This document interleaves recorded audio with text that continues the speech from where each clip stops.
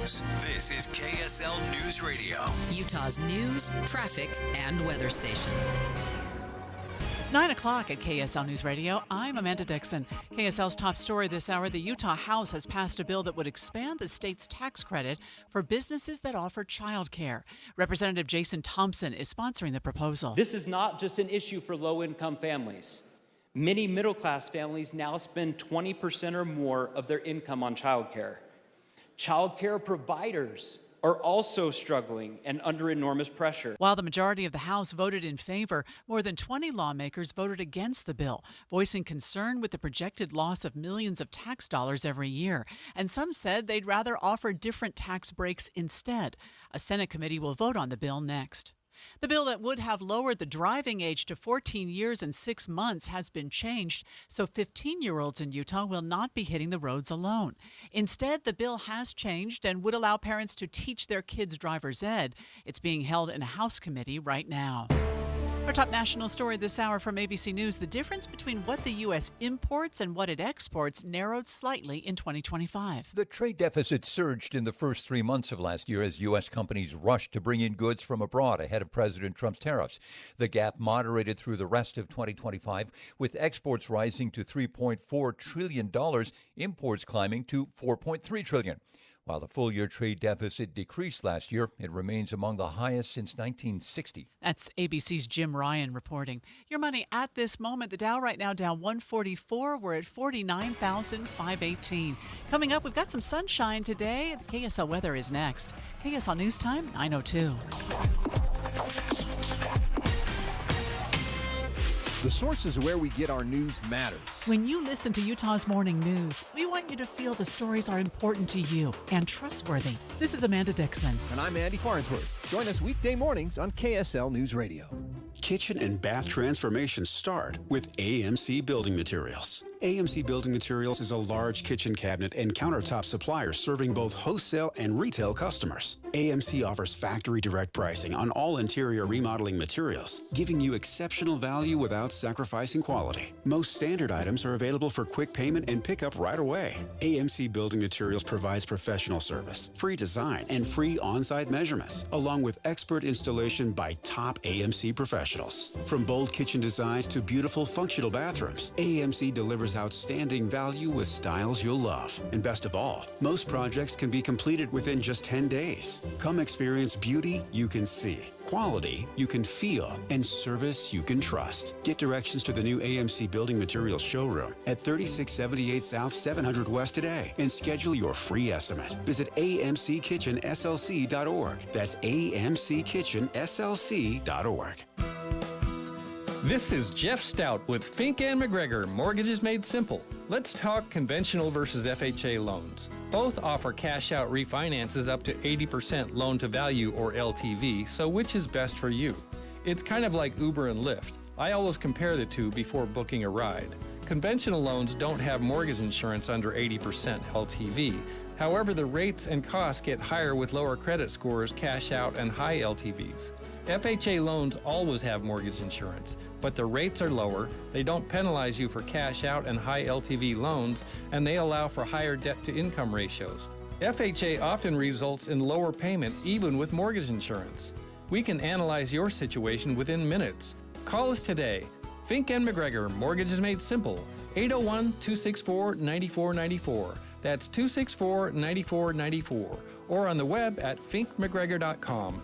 NMLS 289115. I'm here with Monty from Connecticut Quality Water Systems of Salt Lake, an authorized independent dealer. So, Monty, I wonder if you know someone like this. He's the ultimate DIY guy. Restores classic cars, builds his own deck, and even smokes his own brisket. Sounds like a talented guy. He is. But get this, his other weekend hobby is troubleshooting his water softener. He's always down there resetting the timer or fiddling with the circuit board. See, Doug, that's where I draw the line. Smoking a brisket is a a great weekend project. Yeah. Fixing an electric water softener is just a chore. Exactly. He thinks he's saved money by buying the bargain brand, but he's paying for it with his Saturdays. That's the Kinetico difference. Our systems are premium because they are non-electric and fully automated. No computers to fry, no timers to reset. We install it and you get back to the hobbies you actually enjoy. If you want soft water, do what I did and leave that to Kinetico. It runs on water power, not willpower. Learn more at softwaterutah.com. That's softwaterutah.com. Traffic and weather together. It's brought to you by UCCU. Earn 4.44% on savings at uccu.com. And here is Jason Jones. Amanda, we do have an emergency vehicle that's on scene of this accident now, northbound I-15 in the collector ramp to go onto the south belt. It's off to the left shoulder, not really affecting traffic for you, but we're going to report it because, of course, it's an accident there. Another one's going to be northbound on the west side belt. This is as you approach the 201 interchange there. That one also off to the right shoulder. Now, you're still going to see delays as you come southbound I-15 coming out of Weber and Davis counties, mostly just Davis County, from the north interchange down into downtown Salt Lake City, and likewise through the valley of Salt Lake. You're going to find really slow traffic on I-15 starting around the Midvale area. It'll go on and off all the way up to South Salt Lake. We do have a little leftover delay on the southbound side as well. Wasatch Boulevard continues to be very heavy as you try to make your way up into the canyons. Both Big and Little Cottonwood Canyon this morning are seeing delays to try to get in there. And of course, eastbound I-80 in the Kimball Junction area, that's going to run slow for you this morning as well. Whipple Service Champions is Utah's most trusted name for heating, cooling, plumbing, and electrical services, and they're your first choice for offering honest second opinions. I'm Jason Jones in the KSL Traffic Center. We will have a break from the snow today for a little bit, but tonight expect some scattered snow showers that might continue into tomorrow. Right now, downtown, it's 25 degrees. I'm Amanda Dixon from the KSL Common Spirit Health Studios. Listen online at kslnewsradio.com. We're Utah's news, traffic, and weather station. The all-new Inside Sources. Your inside access to the people and policies shaping Utah's future. Here are Greg Skordas and Holly Richardson on KSL News Radio. Welcome to another edition of Inside Sources. And Holly, today is what we call a powder day in my family. We want our listeners to text us at 57500 if you are headed up to the slopes this morning. But keep in mind this, while it's been fun to jump into the new snow, it's really causing a lot of avalanche danger. And yesterday, while we were doing this show, we were watching a crew from California, patrollers and first responders trying to dig up 9 people that were missing there. They found 8 bodies. There's still one missing on what's probably the worst avalanche of the year in terms of North America. And the problem you have, and I think our guests can help us with this, is we've had such a dearth of snow until recently, and now we've just had this huge piling on of snow on top of what historically we're looking at as a really weak layer. I think your mountain, Powder Mountain, got 20 inches. Right. And some of the other resorts in Utah got 30. Yeah, and I looked at one of the resorts is finally at 100 inches, which we would normally expect, a month or two ago. Well, we do have Nikki Champion from the Utah Avalanche Center with us this morning. Nikki, are you there? I'm here, yeah. So tell our listeners what's going on right now, especially in light of the huge snowfall that we're seeing just within the last maybe 48, 72 hours.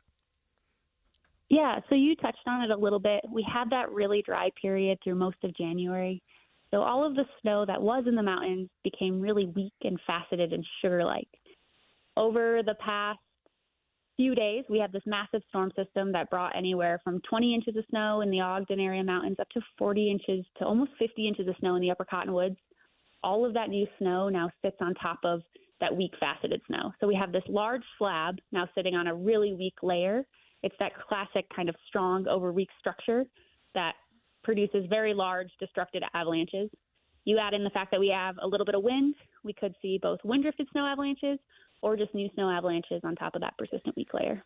And is it obviously, Nikki, different with respect to different resorts and different mountains that have aspects facing different directions? Yeah, this issue is kind of widespread across the entire state. We didn't have any snow anywhere, so we know that weak layer does exist everywhere. What changes is kind of how big the slab is, but across the state right now, we've got have an avalanche warning in place. So we know that avalanche danger is high. Human-triggered avalanches are very likely, and natural avalanches are likely today. So, Nikki, can you tell us then, for the people who want to go up to the slopes and enjoy the powder day, what can they do to make sure that they're staying safe? Yeah, so that weak snow is primarily on the northern end of the compass, so aspects facing west through north through east. Though with so much snow, we are expecting to see avalanches on the southern end of the compass as well. So your best bet could be sticking to slopes that are less steep than 30 degrees. So there's great riding in lower angle terrain. Because of the persistent weak layer, you also want to make sure that you're well away from slopes connected to slopes steeper than 30 degrees or below. So heading into lower angle slopes, sticking to the southern aspects, those are great options for the day. Nikki, I've been involved in the ski industry for over 40 years, and there have been tremendous advances in terms of avalanche research and avalanche safety, but it's still a problem, isn't it? I mean, there are always parts of a storm, always things that are a little bit unknown, but what we're doing now, I think, with respect to our snow safety at our various resorts is really quite good right now, isn't it? It is, yeah. We've had a ton of advances. We have so much more data, but things are generally simple. When we get a lot of snow and we get a lot of wind, we see the avalanche danger rise. Right now, it just requires patience and taking a step back, and the avalanche danger will drop, and folks will be able to step into more terrain. But for now, again, there's great riding in other options. Do you happen to know anything about the situation that happened in California yesterday? What may have triggered that? And were these backcountry skiers? Maybe you don't know. I don't mean to put you on the spot, but what do we know about that situation? Yeah, the information that we currently have is that it was a group of 15 moving in and out from a backcountry hut. I believe with a guide service, so 4 guides, 11 clients. Beyond the cause or the investigation has not happened yet. They had a really large storm. The storm system hit them prior to hitting us. And again, they had a similar setup where they had a drier period in the year. They got a ton of new snow. They got a lot of wind. Avalanche danger rose, and they were in an avalanche warning as well. So could have been a natural triggered avalanche, could have been a human triggered avalanche. They just had high avalanche danger across the range. Yeah, I'm reading about that one specifically, is that it's the deadliest in California history, and one of the deadliest in the United States. Correct. Yeah, the most deadly in the United States since Rainier, where there was an 11-person accident. That's right. Nikki, if any of our listeners are considering going out in the backcountry today, what can they look for in terms of the Utah Avalanche Center? Is there a site they can go to? Is there information that they can look up? Yeah, our best resource is going to be going straight to our website, which is utahavalanchecenter.org. The nice thing there is you can get information for any mountain range that you're heading to across the state. So we've got forecasts out from Logan all the way down to Moab. There we're going to give you avalanche danger and travel advice for all the different aspects and elevations. So like I said, what you want to do today, just avoid avalanche terrain. If you are getting out, make sure that you have the appropriate information, the appropriate rescue gear, so a beacon, shovel, probe, and the knowledge on how to use it. Thank you very much. That was Nikki Champion from the Utah Avalanche Center talking to us about what could be a problematic time right now. So do your checking, go to the Utah Avalanche Center, go to their website, look up what they're doing, make sure you're carrying a beacon. These people that were being dug up yesterday in California, I couldn't tell what they were carrying. I assumed that they had avalanche beacons, but they sure were taking a lot of time to dig them up. I also would say this, and I guess I'm biased a little bit, if you're at a resort where they have patrol and they have snow safety and they're doing all that, you're much, much safer than going in the backcountry right now, just until things settle down a little bit. But, you know, Nikki's absolutely right. We had not much snow for a month, and so the snow surface was hard and it was slick, and the new snow falls on it. Oh, yeah, and then it just slides right off. It's got nothing to grip onto, so it's been a real problem. But I think that you're safe if you go to our ski resorts today. All right, well, when we come back, we're going to talk about some of the bills up on Capitol Hill, but we're going to talk specifically about a proposal that is meant to end public benefits for immigrants in this country without documentation and how that's moving forward on Utah's Capitol Hill. We'll be right back. The Management Minute is a service of the MBA program and the Shingo Institute at Utah State University. I'm Professor Scott Hammond. The world is flat and getting flatter, not the planet organizations on the planet. Almost every military strategist who's not beholding to a dictator will tell you that the reason Ukraine has been able to hold off the much bigger Russian army is because Russia has too many generals. Ukraine pushed decision-making and innovation down, allowing field commanders to make decisions close to the combat. Recently, Amazon announced that they will be cutting thousands of jobs, mostly due to cost-cutting AI innovations, part of a corporate strategy to become much flatter, to eliminate layers. Even government is making a forced march to becoming leaner, focused on purpose, and adding more value. For all of us, it means that we constantly have to ask how we are adding value to an enterprise. Learn more about continuous improvement in an MBA from Utah State University. Go to utahstatemba.com. That's utahstatemba.com. I'm Scott Hammond. Hope to see you in one of our classes. Andy, I like that shirt. Is that a new shirt? It is. It's from Ann Collar, and it's really rare to find a shirt that looks good and is super comfortable. And this is a fabric unlike anything I've ever felt. I got one for my husband and my sons, and they watching my 19-year-old put on the Ann Collar shirt and sort of check himself out in the mirror. I thought, wow, he's really digging that. And I can understand why, because it's not just comfortable, it's stain repellent, which I needed. Oh, my goodness. Because Something. He attracts spaghetti sauce to shirts like you would not believe. And with these Ann Collar shirts, I can get it out. Amanda, I have to wear a special bib when I eat spaghetti with a white shirt on. But with Ann Collar shirts, it takes those little tiny nicks and stains, and they don't stick to you. Yeah, you don't have to dump a bucket of stuff on you, but it would repel that too. You've got to try one. So whether it's the traditional white shirt or any of the patterns they have, it's Ann Collar, and they're made right here in Utah. If you've never tried Ann Collar before, we have got permission to give you 15% off at andcollar.com and go get your first. Use the code KSL15. That's Ann Collar, andcollar.com. Some of the most meaningful jewelry you own isn't new. It's inherited. A ring from a grandmother. A necklace tucked away in a drawer. Pieces full of memories, but no longer your style. Duke's Jeweler specializes in reimagining family heirlooms into custom pieces you'll actually wear and love. Duke's on-site jewelers and designers work with you one-on-one to honor the original story while creating something fresh, modern, and uniquely yours. From resetting diamonds into new engagement rings to transforming multiple heirloom pieces into one stunning design. Every project is crafted with care, precision, and intention. Don't let meaningful jewelry sit unused. Let it live on beautifully. Visit Duke's Jewelers on Main Street in Springville or online at dukesjewelers.com. Duke's Jewelers, where old stories become new treasures. dukesjewelers.com. This is the story of the one. As the purchasing manager at a manufacturing plant, she knows the only thing more important than having the right safety gear is having it there when you need it. That's why she partners with Grainger for auto reordering, so her team members can count on her to have cut-resistant gloves on hand, and each shift can run safely and efficiently. Call 1-800-GRAINGER, click Grainger.com, or just stop by. Grainger, for the ones who get it done.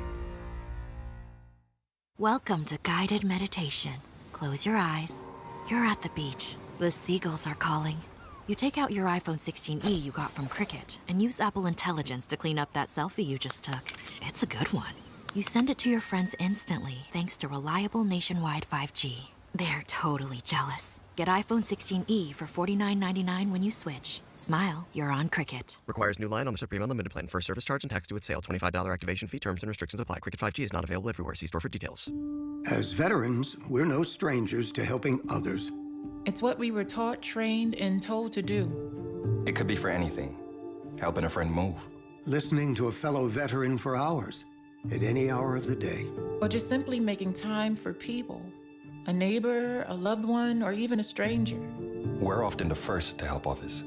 There's no question about it. But we do have one question for the veterans listening. When was the last time you reached out for help? Perhaps it's time to do for yourself what you would do for others. If you or someone you know needs resources, whether it's for stress, finances, employment, or mental health, don't wait. Reach out. Find more information at va.gov/reach. That's va.gov/reach. Brought to you by the United States Department of Veterans Affairs and the Ad Council. Before a disaster turns your family's world upside down, it's up to you to be ready. Get a kit, make a plan, be informed. Learn how at www.ready.gov. Brought to you by the Federal Emergency Management Agency and the Ad Council. Well, we're looking at some breaking news this morning. The Salt Lake County Republican Chair, Mike Carey, posted an article just minutes before we started, so 20 minutes ago, that they have removed some members of the Salt Lake County GOP for false claims against the Salt Lake County GOP for election interference. This is a report. We're literally reading it right now, but it was released this morning, and it's from the Salt Lake County Chair, Mike Carey.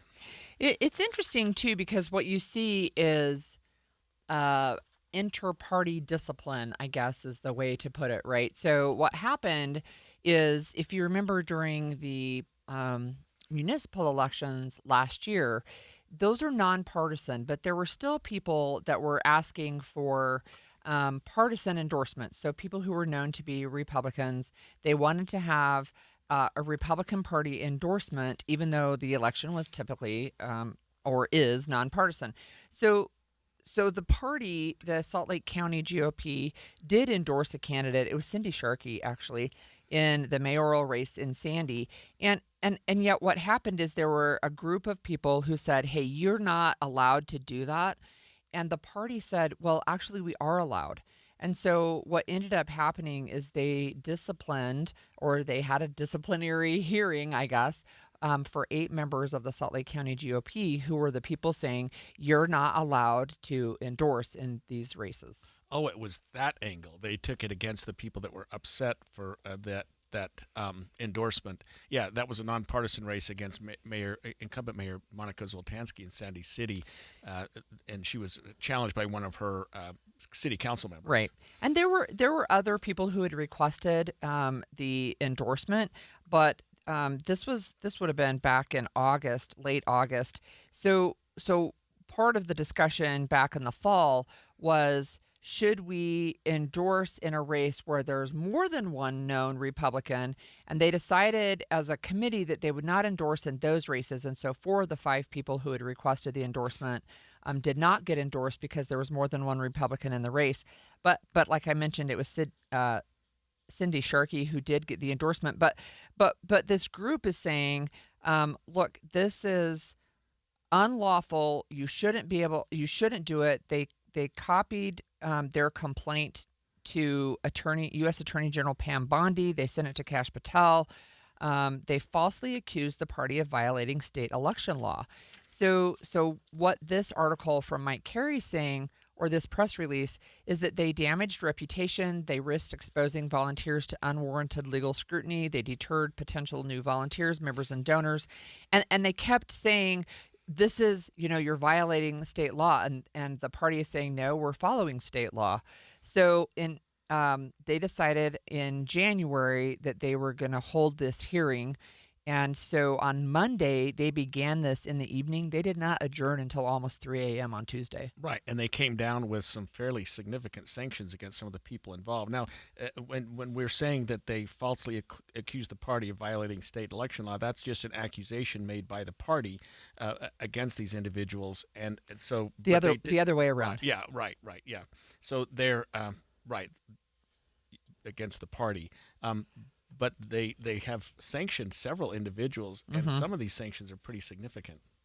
They were, and so there were 8 people who signed on a letter against the Salt Lake GOP. Yeah, Salt Lake County GOP. There were 8 individuals, and so what happened is they ended up holding this hearing. They started as an open hearing, and then it got quote unquote raucous. And it was repeatedly disrupted, and so they went into a closed hearing, and they only had 2 of the 8 actually show up in person. The other 6 did not show up. But these were the defendants: Kathy Duke, Laurel Fetzer, Kay Sanderson, Debbie Garrity, Natalie Klein, Monica Wilbur, Casey Gale, and Tracy Halverson. All of them were found guilty. And they had everything from a written reprimand to removal from all party elected and appointed offices through May 2030. So these were significantly different punishments, I guess, based on how each of these individuals were involved in this statement. There were multiple different I guess, charges in this, because the party is a private organization, right? But there was multiple different things. So the one where they were all found guilty was conduct tending to injure the good name of the Salt Lake County Republican Party. And then there was another charge of violation of the duties of an executive committee member, and that was 2 people, Kay Sanderson and Laurel Fetzer, also found guilty. And then there was violation of the standards of conduct. That was Tracy Halverson. And then I think the least amount was Kathy Duke got a written reprimand. Laurel Fetzer and Debbie Garrity were removed from all party elected and appointed offices or positions and restricted from holding such through May 2028. And the official censure was posted or is going to be posted on the Salt Lake County GOP website. For Kay Sanderson, Natalie Klein, Monica Wilbur, and Casey Gale, they have been removed from all party elected and appointed offices or positions and restricted from holding such through May 1st, 2030, and barred from all Republican Party events except for caucus night through May 1st, 2030, which is really interesting, right? They can't show up at convention, is what they're saying. 2030, if that's 4 years of a timeout, that's it's a timeout, yeah. And then for Tracy Halverson, removal from all party elected and appointed offices and restricted from holding such through May 1st, 2030, barred from all Republican Party events through May 1st, 2030, and censure to be posted on the Salt Lake County GOP website and read in the county central committee. Have you ever seen anything like this? No, I have not. I mean, it's interesting. And I wonder what caused it. I mean, I can understand the situation and the group coming together and saying what they did. I wonder, to me, it looks like two groups sort of disagreeing on what the platform allows. But the penalty seems to indicate much more. They're basically accusing them of lying. Well, so they were saying that they were saying it was criminal election interference against the party. Those were the 8 members of the Republican Party who just got censured and removed. And it's the party was not appreciative of that. Yeah, and they're saying that the party is taking decisive action against baseless attacks and internal sabotage. Yeah. I mean, pretty broad, pretty damning allegations. It is interesting, and this is a statement from Salt Lake County GOP Chair Mike Carey, and we are trying to get him on the line. But this is his statement. The Salt Lake County Republican Party thrives on healthy, spirited debate that advances our conservative values and unites us in purpose. However, fabricating baseless accusations of criminal actions or criminal activity by party leadership only to then be weaponized as lawfare crosses an unacceptable line. These actions not only smeared the many dedicated volunteers who lead our party, but they threatened the very fabric of our organization, sowing division at a time when unity is paramount. Yeah, and one of the individuals that they sanctioned, Tracy Halverson, who I'm not familiar with, received the harshest criticism. And one of the things that's stated here, I'm just going to read this. Tracy Halverson has a documented history of making caustic and oftentimes reprehensible statements in public forums, online party group chats, and in party state central committee meetings, and has repeatedly harassed and threatened to sue those who disagree with her. Wow. She's also running for the state Senate. So there is an exemption that says all access to party resources required for her state Senate campaign, including attendance as a candidate at state convention, will remain in place and be honored until such time her campaign ends. Yeah. So she has some actions applied. However, because she's a candidate, she's going to be allowed to continue to that campaign until it comes to its conclusion. Salt Lake County Republican Party, you would expect, Holly, would be pretty robust, pretty well organized. It is robust, doing very well right now in Salt Lake County, which is a purple, the only purple, maybe one of only 2 or 3 purple counties in the state. So you hate to see something like this, but I guess they just felt like enough was enough. Well, and I think sometimes too. I mean, I've got a friend who's already weighed in saying that sometimes it is good to see the party hold, and what my friend says is malevolent actors accountable. Right. And so it was people who disagreed with the actions of the party trying to accuse them of criminal activity rather than saying, hey, is this actually the right role for us to weigh in on nonpartisan races? And I don't know if they had particular people that they preferred. I don't know where that disconnect came from. And again, it's okay, and it often happens in Republican Party meetings that you see division, but in this case, it did go too far. Yeah, and it looks like they've had the consultation of attorneys. You don't know, and I guess we could look up whether or not these individuals have some appellate rights, whether they can challenge this. We'll follow up with that later. When we come back after the break, Holly, we'll give you an update on, as we try to reach the Salt Lake County chair on what was meant by this, if we can. But we are going to talk about a bill that would end benefits for immigrants in this country illegally, who are, good heavens. We'll be back after the break. 9:30 at KSL News Radio. I'm Amanda Dixon. Our top story this hour, a woman who broke windows and a door at a Church of Jesus Christ of Latter-day Saints meeting house has been arrested and faces a felony charge. KSL News Radio's Brianna Willis. On January 31st, North Salt Lake police say Melissa Lewis threw rocks through 19 windows and broke one glass door at a church building at 875 Foxborough Drive. Officers say Lewis told them she did it, but didn't know why. She also said she had been in trouble before for throwing rocks through her uncle's car windows. A bishop on site said the damage is likely total over $40,000.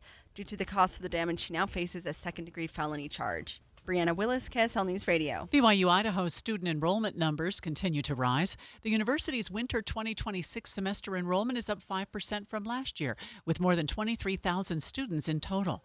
BYU Idaho social media manager Perry Rockwood says the growth is likely from marketing, more outreach to high schools, 2 additional scholarships, and he says most importantly, the school's mission to build disciples of Jesus Christ. To make discipleship our number one priority, that is what is increasingly becoming more and more appetizing to young people who are in a very confusing world. This is the highest number of students enrolled in winter semesters since before the COVID-19 pandemic. Our top national story this hour from ABC News, a massive buildup of U.S. military forces in the Middle East as President Trump weighs possible strikes on Iran. This rapid escalation comes as new satellite images show Iran repairing and fortifying sites, and despite those ongoing nuclear talks between the U.S. and Iran. Now, both sides say some progress has been made, but that they are still very far apart. And a senior U.S. official tells ABC News that Iran is expected to submit a written proposal aimed at resolving these issues in the coming weeks, but it's unclear when. And the White House is refusing to set a deadline for when President Trump will decide what comes next. ABC News Chief White House correspondent Mary Bruce reporting. Your money at this moment, the Dow is down 211 right now. We're at 49,451. Coming up, we've got some sunshine today, some more snow tomorrow. KSL weather is next. KSL News Time 9:32.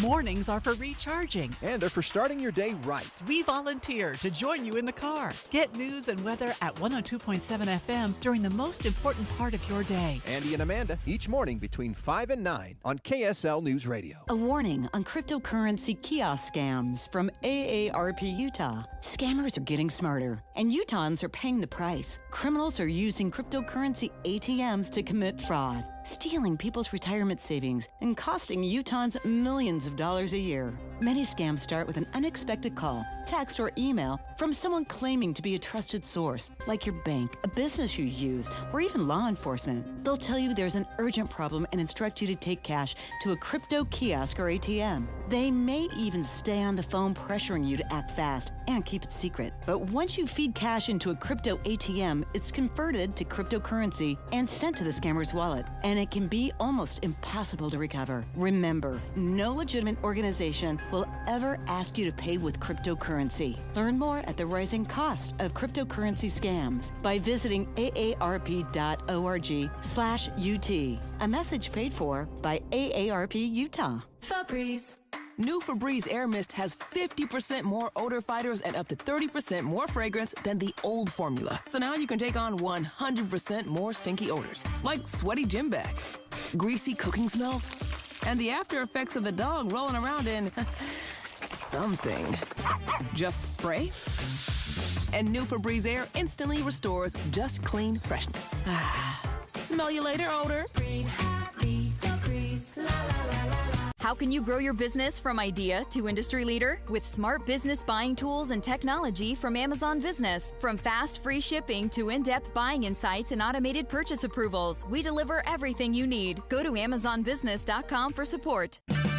Get 5 quarts of Syntec Full Synthetic and a MicroGuard Select Oil Filter for just $32.99 plus 2 times points at O'Reilly Auto Parts. Limit supply. O'Reilly Auto Parts. Tim Jr. here from RGS Exteriors. Did you know that we offer 3 distinct styles of gutter protection? Each one meant to handle a specific leaf problem. You might not even know there are different styles of gutter protection, but there are. And if you pick the wrong one, it could be a huge waste of money. Now, the big gutter guard companies won't tell you this. They try to sell you a one-size-fits-all gutter guard. And it could be completely wrong for the amount and types of trees and leaves you have. Not RGS Exteriors. We understand which kind of leaf problem needs which kind of gutter guard. We'll do an in-depth evaluation to assess the types, locations, and numbers of trees in your yard. Based on that data, we match your home to the right gutter guard.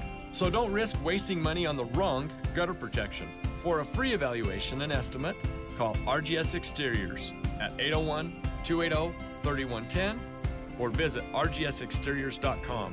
That's 801-280-3110 or rgsexteriors.com. Traffic and weather together, brought to you by UCCU. Direct deposit gets you $300. Love where you bank. And here is Jason Jones. Amanda, we had a slowdown that was just happening on I-15. This was at about 80th south, roughly 78th south on the southbound side of I-15. But they have now pulled off the road, so you shouldn't have to worry about that too much anymore. We do also have another report of an accident. This is going to be northbound I-15. It's just south of the I-80 interchange there. It's off to the shoulder, not really blocking any lanes, just a lone truck kind of over there by itself. Emergency vehicle's not even on scene yet, but it's not really slowing traffic either, so you should be good to go there. In fact, most of the other delays that we had earlier in the accidents have all been cleared out. The only thing that we're seeing is it's still very heavy on Wasatch Boulevard, both north and southbound, to try to get into Big and Little Cottonwood Canyons. Common Spirit, hospitals, clinics, and caregivers all connected to advanced healthcare in Colorado, Kansas, and Utah. Healthcare with Human Kindness is here. Hello, Human Kindness. I'm Jason Jones in the KSL Traffic Center. We'll have a little break from the snow today. It's nice to see the sun, but more showers coming in tonight. Scattered snow showers tomorrow as well. A high of 36 today and tomorrow. Right now it's 25 degrees. I'm Amanda Dixon from the KSL Common Spirit Health Studios. Listen online at kslnewsradio.com. We're Utah's news, traffic, and weather station. Eye on the Hill 2026. Special coverage on Inside Sources.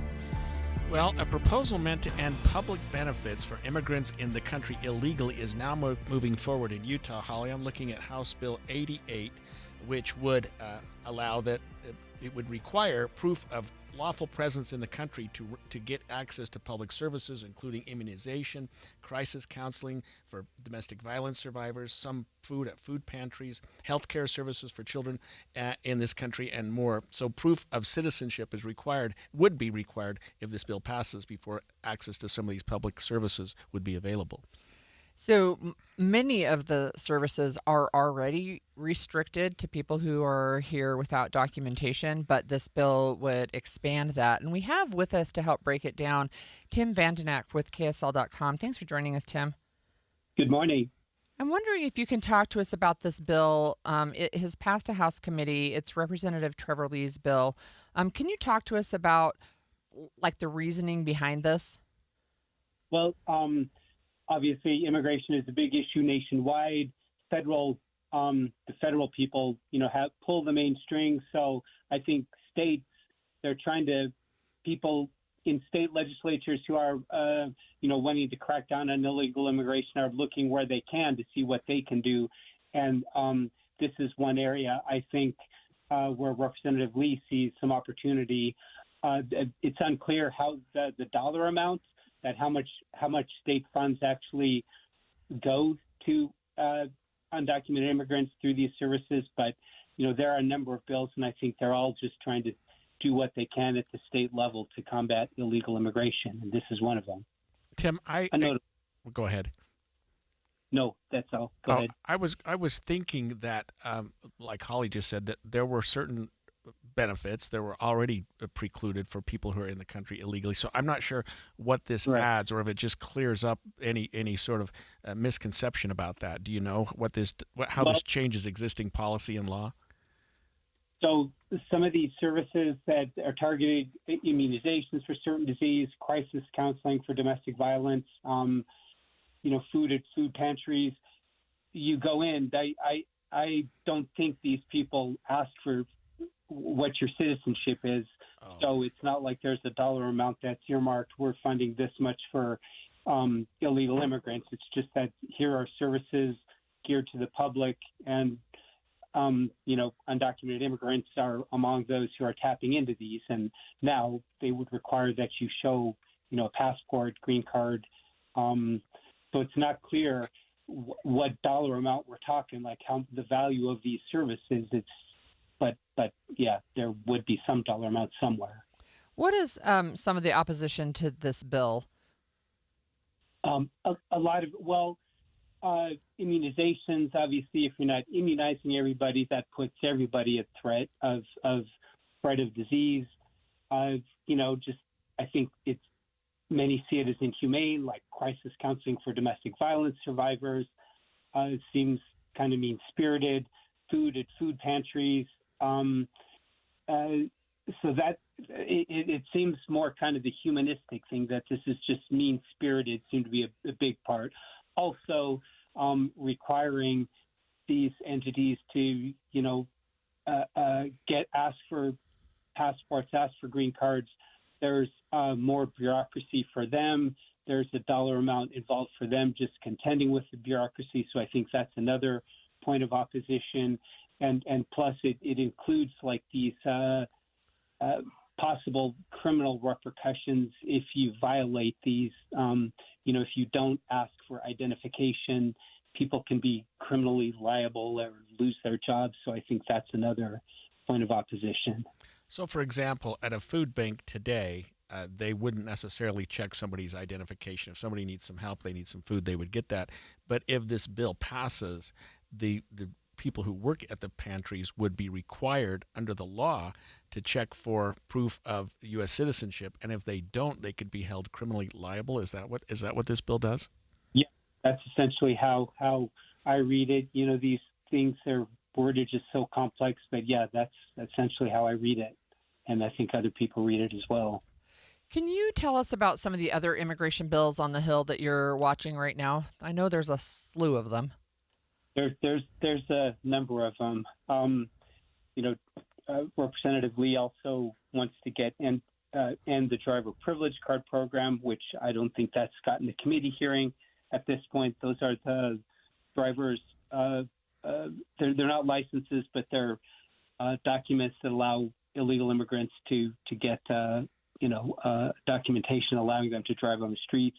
There's the bill that would require more Utah companies to use the E-Verify system. That's the system to confirm the migratory status of workers they're hiring, essentially to weed out workers who are here illegally. That's HB 294. There's the HB 209, the bill that's meant to prevent immigrants, not necessarily just illegal immigrants, but immigrants from registering to vote and voting, which is a very minor issue in the state. And then there's a bill that would put a tax on international remittances sent by immigrants here illegally. They would have to pay 2% extra to send money, to family back in Mexico, El Salvador, or wherever. There's a brand new one, also by Representative Lee, has a lot of different provisions. It's HB 571. Among other things, it would require local police, local sheriff's office to put forward their, quote, best efforts, unquote, in working with ICE and other immigration officials. I sent a message to Representative Lee wondering if that was, kind of a response to all the conflict in places like Minnesota, but he didn't answer. So those are the main ones. All right. Thank you so much for joining us, Tim. That was Tim Vandenack with KSL.com. And we have some breaking news. KSL News Radio's Randall Jepson is with us in the studio. We continue to have breaking news. Randall, what's going on now? Yeah, so we just got a message from the Utah Avalanche Center. We had heard rumblings about a potential fatal avalanche that happened during the storm last night, and we now have confirmation. The Utah Avalanche Center just sent out a statement saying, "We are deeply saddened to report that an avalanche fatality happened near the, Snake Creek and Ant Knolls area. So that would be in Wasatch County. Right. We don't have any confirmation yet of who was caught up in this avalanche. We had heard rumors of potentially 2 people, but we do not know that at this time. Avalanche Center says they're working with Wasatch County Sheriff's Office. They're trying to gather details, and they passed along their heartfelt condolences to the victims' families. So we are making calls. We are trying to get more information on this, but apparently there was a deadly avalanche last night in Wasatch County. Wow, All that's right. tragic. Thanks, Randall. We'll be right back. That would not be in a ski area. That's backcountry. I know. Yeah, we'll be right back after this break. If you've ever experienced running out of hot water before your shower was done, or hard water spots on dishes and fixtures, I've got a deal you might be interested in. What's up, everybody? I'm Mike Wilson with Any Hour Services, and you probably already know that a tankless water heater and a water softener solve both issues. If you've ever thought about looking into getting a tankless water heater, here's the deal I was talking about. Through the end of February, we're including a free water softener with every new tankless water heater we install. The best part of this deal might be that you never have to worry about being the last one to the shower again, or that you don't have to waste the money keeping 40 to 50 gallons of water hot 24/7. To take advantage of this deal, call Any Hour Services before the end of February. The visit's free and there's no obligation to buy. If you decide to have us install a new tankless water heater, we'll throw in the water softener for free. That's right, a free water softener when you purchase a tankless water heater. Pick up the phone and call Any Hour Services right now for all the details. 801-443-7400. You can Google Any Hour Services. You can even schedule online at anyhourservices.com. No one helps more homeowners than Any Hour Services. KSL offers the best daily newsletter in the state. It's the 3 things you need to know. Every weekday, we deliver quality and relevant content to your inbox. No ads, no spam, just the 3 things you need to know to be informed about the world around you. Subscribe today. Visit KSLNewsRadio.com or text the word inbox to 57500. That's inbox to 57500. My perfect day has sand, salt water, and friends. But my moderate to severe plaque psoriasis can take me out of the moment. Now I'm all in with clearer skin thanks to Skyrizi. Risankizumab Riza, a prescription-only 150 milligram injection for adults who are candidates for systemic or phototherapy. With Skyrizi, most people saw 90% clearer skin, and many were even 100% plaque-free at 4 months. Skyrizi is just 4 doses a year after 2 starter doses. Don't use if allergic to Skyrizi. Serious allergic reactions, increased infections, or lower ability to fight them may occur. Before treatment, get checked for infections and tuberculosis. Tell your doctor about any flu-like symptoms or vaccines. Thanks to Skyrizi, there's nothing on my skin, and that means everything. Ask your doctor about Skyrizi, the #1 dermatologist-prescribed biologic in psoriasis. Visit Skyrizi.com or call 1-866-SKYRIZI to learn more. Be advised, this is your opportunity to save up to 40 to 80% on a hot tub or swim spa. This weekend only, Friday through Sunday, Mountain America Expo Center, Sandy. Be advised, this is your opportunity to save up to 40 to 80% on a hot tub or swim spa. This weekend only, Friday through Sunday, Mountain America Expo Center, Sandy. 18-month interest-free financing. Our factories have demanded we sell 1,000 hot tubs and swim spas this weekend. Mountain America Expo Center, Sandy. Huge factory incentives, factory rebates. This weekend only, Mountain America Expo Center, Sandy. We can remove your old hot tub. Free delivery of your new hot tub. Deep discounts. Mountain America Expo Center, Sandy. Free delivery of your new hot tub. Just relax and enjoy. Mountain America Expo Center, Sandy. Friday, 2 p.m. to 8 p.m. Saturday, 10 a.m. to 8 p.m. Sunday, 10 a.m. to 6 p.m. Free admission, free parking, free delivery. Mountain America Expo Center, Sandy. Call 833-SPA-SALE or visit hottubandSwimSpaSale.com. We'll admit, we've already thrown in the towel on the New Year's resolution. Yeah, and we made it through dry January. But one healthy new habit we're sticking with is Active Liver from New Nordic. Did you know your liver works around the clock processing food, sugar, alcohol, and everyday toxins? All things that can really impact your health. That's why daily support matters. Active Liver is designed to help protect normal liver function and support your body's natural detox process. With trusted ingredients like milk thistle basil, turmeric, and artichoke extract, it's gentle enough to take all year long. No harsh cleanses, no extreme detoxes, just simple daily liver support. We really feel the difference. Yup, more energy and the peace of mind knowing we can enjoy the good things in life while giving our liver the love it needs. Active Liver is available online at Amazon or NewNordicUSA.com. Or you can find it in stores at CVS, Meijer Grocery, Wegmans, and now Active Liver is available at your local GNC. Eye on the Hill 2026. Special coverage on Inside Sources. You know, a lot of people don't realize that this exists in Utah, but as a former prosecutor and as a defense attorney, I've seen it many times, more than you'd care. But the animal fighting and organized animal fighting does occur. It's organized. It causes the death of animals, and it's really a problem. Mostly dogs or the chickens, the fighting. Yeah. I mean, and it's violent, and people bet on it. They make money on it, and it's really very underground. I mean, you have to have some really credentials to get in to watch something like that. So I remember on our show, we talked about Provo. They were able to break up a fowl fighting ring because of drones, I think, that they had. And it was like in a shed back in the back of the property. But we're talking about HB 341. It's animal fighting penalties. This bill is being run by Representative Clint Okerlund. We've talked to him on our show before about this, but what this does is it amends the crimes of dog fighting, attending a dog fight or related activity, and game fowl fighting, and then enacts the offense of attending a game fowl fight or related activity. So it's not just if you're breeding them or you're the owner, right? It's if you're attending also. Right. So it punishes people who attend those events, not just the people who are organizing them. And it also adds what we call paraphernalia. So under our drug code right now, possession of marijuana obviously would be a crime, but possession of what we call drug paraphernalia, the things that you would use to roll a marijuana joint, the pipes and that type of thing that have residue, are crimes to possess all by themselves. I only mention that because it's related to what they're doing here, and they're saying certain items, if you're in possession of those that are used, that people would understand to be used to promote dog fighting or fowl fighting, the possession of those alone can be a crime, and what we call paraphernalia.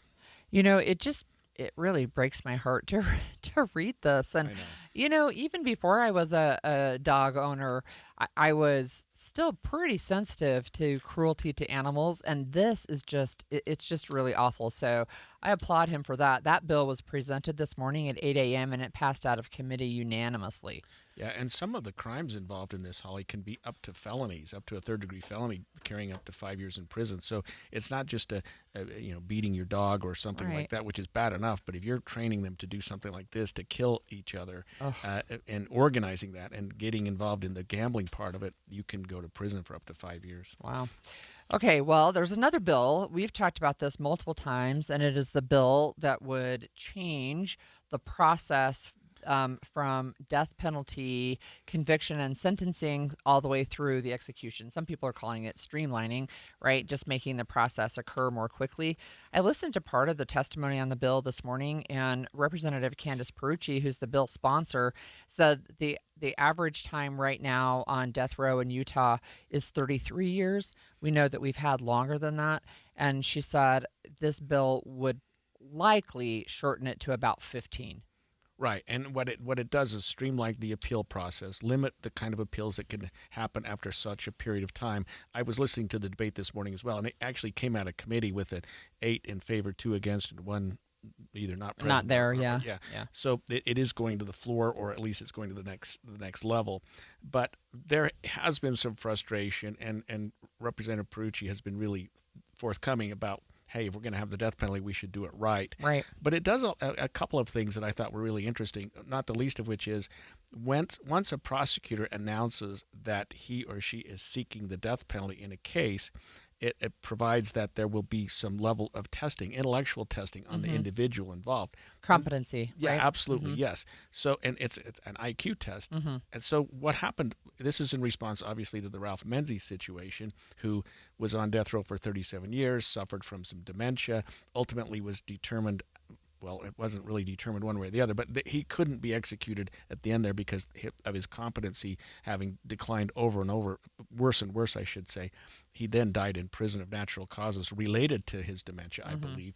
And so the family of the victim was understandably frustrated because they waited and waited and waited for so long for his execution. Yeah. And then as he got to literally the doors of the gallows, I mean, he files this motion saying, well, there was an execution scheduled. Right, yeah. I think more than once. And that was stayed by the Supreme Court, was stayed by the court that was hearing the case saying, hey, wait a minute, we need to reevaluate his competency. So I can understand that.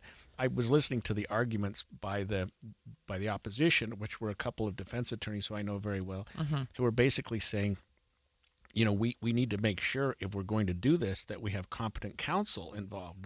That what we call, it's called Rule 8 certified lawyers, which are I'm in the group, but it's Rule 8 certified means that you have a certain level of competency related to death penalty cases. You've done you've crossed certain lines, and you've been able to prove that you can do a death penalty case because you've done them before, you've worked on cases, you've handled certain things, and you've attended these classes and seminars so that you don't hire your cousin Vinny, to represent you on a death penalty case. Because what happened, and we're looking at a lot of cases, including the Douglas Carter case, who was on death row for 40 years, and his wasn't because of bad work by his attorneys, but it was bad work by the prosecutors. That conviction was set aside entirely. Right. And he's going to trial again, maybe. 40 years later. Utah County's trying to put together the case 40 years later because they found out that there was some misconduct between the prosecutors and law enforcement and some of the witnesses, which raised some concerns that the defense attorney should have known about during the trial.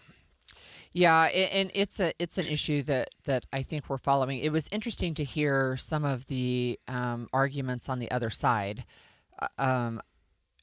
One of the things that I heard them say is that the death penalty cases that we're looking at right now, those were convictions in the 1980s. And that people were not as trained, right? To your point, they didn't have this additional certification. And so I think that's interesting as well. And yet we know it just seems to take so long, right, to get from conviction to execution. And it's not a statement on my part on whether I think we should have the death penalty. And I don't think it is on Representative Perucci's either, because to your point, she said if we're going to have it, we should try to not drag these out for 4 decades. I think that the opposition may have been incorrect about one. There was a case that happened at the prison, I think it's Troy Kell, who was represented by a Rule 8 qualified attorney. And there's some dispute about that, but they said that the current people, and that's nitpicking on my part. Interesting. Well, I've got a couple other bills to just weigh in on. So if you remember, we talked with Senator Mike McKell, I think it was maybe before the session started, but we wanted to talk about kratom. Yeah, it was before the session started, and he wanted a complete ban. That's the natural supplement that's also called gas station heroin. Gas station heroin, right. So he wanted a complete ban on that, and then it went when it went through committee, he actually changed that to make it so that only, quote, pure kratom could be sold in the state. And there was some argument that it was some of the additives that were the really addictive components. And so this bill has been changed, but it also went through unanimously at that point. So that may very well become law with the tweak that pure kratom may still be legal. Yeah, that's right. So it went through committee with 1 no vote. It went through unanimously from the Senate, and now it'll be over on the House side to be heard in the House. So that's one thing. And there were a couple of other bills, and I don't know if they're going to be dropped because there were some other bills saying, okay, we're going to you can sell it this way, but it's got to be more regulated. But at this point, his bill has been altered and is going to go through. Another bill that's been altered just in our last minute is the bill that we talked about with the bill sponsor that would allow younger drivers on the road. There were 2 components to that bill, if you remember, and one was to lower the driving age to about 14 and a half. Right. And you could get your full license at 15 and a half. But the other portion of the bill, and this is the one that's still there, was allowing parents to be the driver's ed instructors all the way through for their kids. And that part is still there. So the sponsor has dropped the age change and has just kept the parent portion there. And I suppose that the parent portion makes sense if you still have the testing portion. So there's still a testing proof portion. is in the pudding, right? Yeah. Whoever's training you, Yeah. if you can get through the written test and the driving test, then maybe you're competent. But I did think there were a lot of concern with raising the driving age to or dropping it, dropping it down to 14 and a half. And like, you know, we whoa. had almost universal, absolutely not, no way, right? We put it on social media. I put it on my social media. Everybody's like, absolutely not. Are you kidding me? Some of the rural listeners were like, hey, you know, yeah, maybe, yeah. Kid working on the farm can really help if he can drive. But Yeah, so yeah, that's an interesting bill that has changed. It's still moving forward, but they've dropped the age thing. Well, running a political campaign can be challenging on its own, but what makes it even more challenging is not knowing exactly where you are running. And that's what's happening here in Utah as the Utah congressional maps remain in flux. We'll talk about that when we come back. KSL FM Midvale. KSL Salt Lake City. From the KSL Common Spirit Health Studios, this is KSL News Radio. Utah's news, traffic, and weather station. 10 o'clock at KSL News Radio. I'm Amanda Dixon. Our top story this hour is breaking news. In the past few minutes, we have learned there was a deadly avalanche that happened between the Snake Creek and Ant Knolls backcountry area of Wasatch County. The information comes from the Utah Avalanche Center, which passes along their condolences to the victim's family. We have been in contact with the Wasatch County Sheriff's Office to get more information on who was caught in the slide and when they were found. We will pass along updates as soon as we get them. Our top national story this hour, one person is still missing near Lake Tahoe in what is now considered the deadliest ski-related avalanche in U.S. history. 8 bodies have been recovered, with one other person presumed dead. ABC's Trevor Ault is there at the search headquarters. Blackbird Mountain Guides offers expertly guided excursions in backcountry skiing. In a statement, they say they're fully engaged in assisting the search and rescue, adding this was an enormous tragedy and the saddest event our team has ever experienced. The group that was caught in the slide was a group of parents whose children attended the same school. Most of the victims were women. 6 members of the group survived. Your money at this moment, the Dow is down 284 right now. That's 0.5%. We're at 49,378. Coming up, we could see a few more snow showers tonight into tomorrow. KSL weather is next. KSL News Time, 10:02. A reminder about the simplest way to get updated for your day. Hit your KSL preset when you jump in the car, and we'll take care of the rest. Hear key news updates and traffic reports. Andy and Amanda from 5 to 9 in your car. KSL News Radio at 102.7 FM. Bring your visions to life with smart business buying tools and technology from Amazon Business. From fast, free shipping to in-depth buying insights and automated purchase approvals, we deliver everything you need to achieve your goals. Go to AmazonBusiness.com for support. Power outages are happening more often and lasting longer than ever before. A backup generator is a very smart move, but gas generators, they're loud, heavy, and emit harmful exhaust.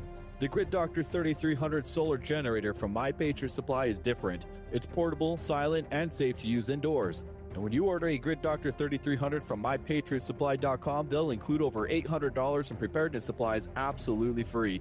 Go to MyPatriotSupply.com now and get prepared. That's MyPatriotSupply.com. Check engine or ABS light on? Take the guesswork out of your warning lights with O'Reilly Veriscan. It's free. Ask for O'Reilly Veriscan. O'Reilly Auto Parts.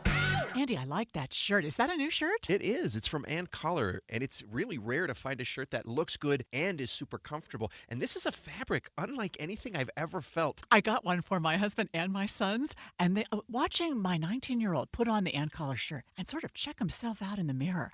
I thought, wow, he's really digging that. And I can understand why, because it's not just comfortable, it's stain repellent, which I needed. Oh, my goodness. Because, That is something. He attracts spaghetti sauce to shirts like you would not believe. And with these Ann Collar shirts, I can get it out. I have to wear a special bib when I eat spaghetti with a white shirt on. But with Ann Collar shirts, it takes those little tiny nicks and stains, and they don't stick to you. Yeah, you don't have to dump a bucket of stuff on you, but it would repel that too. You've got to try one. So whether it's the traditional white shirt or any of the patterns they have, it's Ann Collar, and they're made right here in Utah. If you've never tried Ann Collar before, we have got permission to give you 15% off at andcollar.com and go get your first. Use the code KSL15. That's Ann Collar, ANDcollar.com.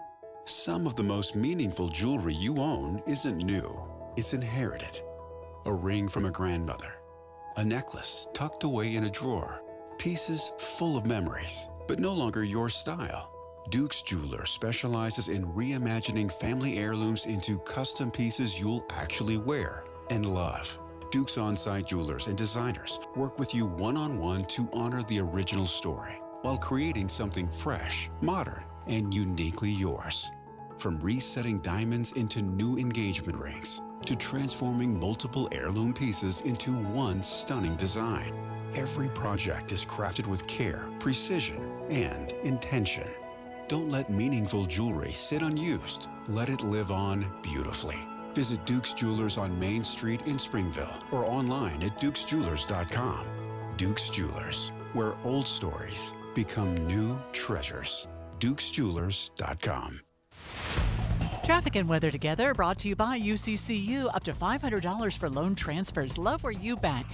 And back to you, Jason. Amanda, just about all of the delays that we've had have cleared out throughout the morning. We don't have any problems right now on I-15, either north or southbound along the Wasatch Front, from Payson all the way up to Ogden. The sun has come out, and it has greatly dried up the roads, which is a really nice thing. Now, we do still see this pickup that's off the side of the road. It is northbound I-15 just before the I-80 interchange there, but it's not affecting traffic. Still no emergency vehicle on scene, so they don't seem to be too concerned about that one at this point. Your heaviest traffic is still going to be over on Wasatch Boulevard. I'm looking at the camera right now, and even though there is a steady stream of cars that are entering the canyons, it's still very, very packed up on Wasatch Boulevard itself. It's going to take you a little while, so just be patient, wait your turn. You'll get up to the canyon and do some skiing before you know it. When you need the financial products and services for every stage of life, Cyprus Credit Union is there for whatever the future holds. Visit cypruscu.com today. I'm Jason Jones in the KSL Traffic Center. A high today of 36 degrees, and the KSL Weather Center says there's a chance for some scattered snow showers tonight into tomorrow. Right now, it's partly cloudy, 27 degrees. I'm Amanda Dixon from the KSL Common Spirit Health Studios. Listen online at kslnewsradio.com. We're Utah's news, traffic, and weather station. The all-new Inside Sources. Your inside access to the people and policies shaping Utah's future. Here are Greg Skordas and Holly Richardson on KSL News Radio. Well, several candidates for Congress here in Utah still don't know what their maps are going to look like or where they're going to land, and there's an appeal before the Utah Supreme Court. There were arguments, I think yesterday, the day before a panel of federal court judges, and of course there is the well, this won't affect the election in November, but there's the ballot or the signature gathering that occurred by the Republican Party that remains to be seen whether or not they gathered the appropriate signatures. Right. So one of the things that stands out to me on this is like, well, why does it matter? Well, it matters, I think, if you're the candidate, right? If you're running statewide, it doesn't matter because you have the whole state. Right. But if you're running in a particular district, you have to know what your boundaries are, or you will not even know who your potential voters are. You don't know where to campaign. You don't know who to send information to because you don't know who your people are. And I think that's one of the arguments brought by both Representative Burgess Owens and Celeste Malloy.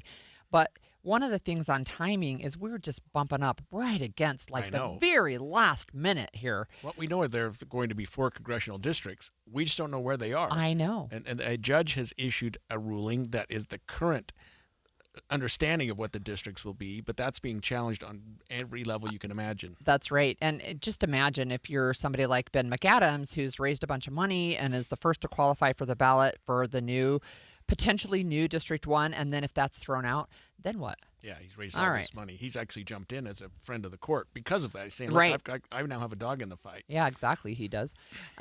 Multiple, over 1 million dogs, I think. Right. We have with us on the line Cami Mondo. She's a congressional correspondent with the Deseret News. Cami, did we set it up okay? You did a perfect job. You might not even need me. Well, just talk to us a little bit more about, what are you hearing? Are you hearing anything, I guess, in D.C. from Utah's federal delegation about this process?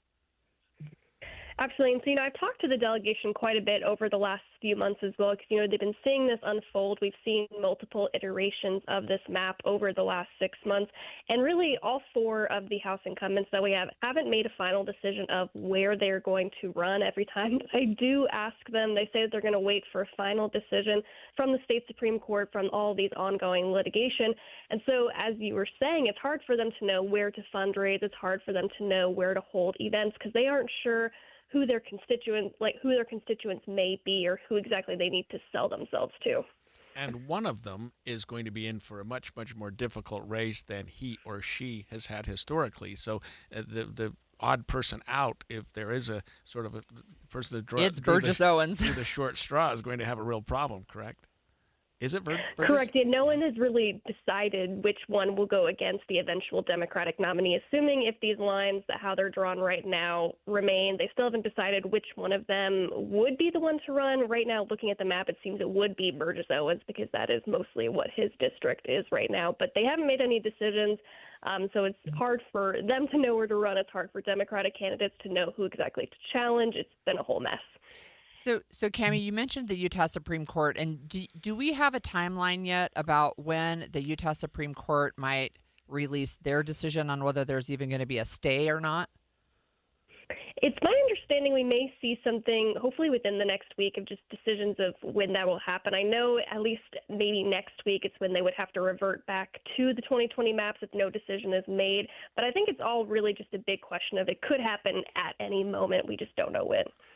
And there were arguments, I think yesterday or the day before, Cammie, in the federal court where this 3-judge federal panel heard arguments on the federal level, and it seemed that the judges there were saying, well, don't we think we need to wait for the Utah Supreme Court to weigh in on this? So they're sort of having a cart and horse issue there, but there was a judge from one of the courts of appeals, a local district court judge, and a district court judge from another jurisdiction, but they did have the 3-judge panel that heard this case, and they seem to be interested in what the Utah Supreme Court rules before they make a ruling.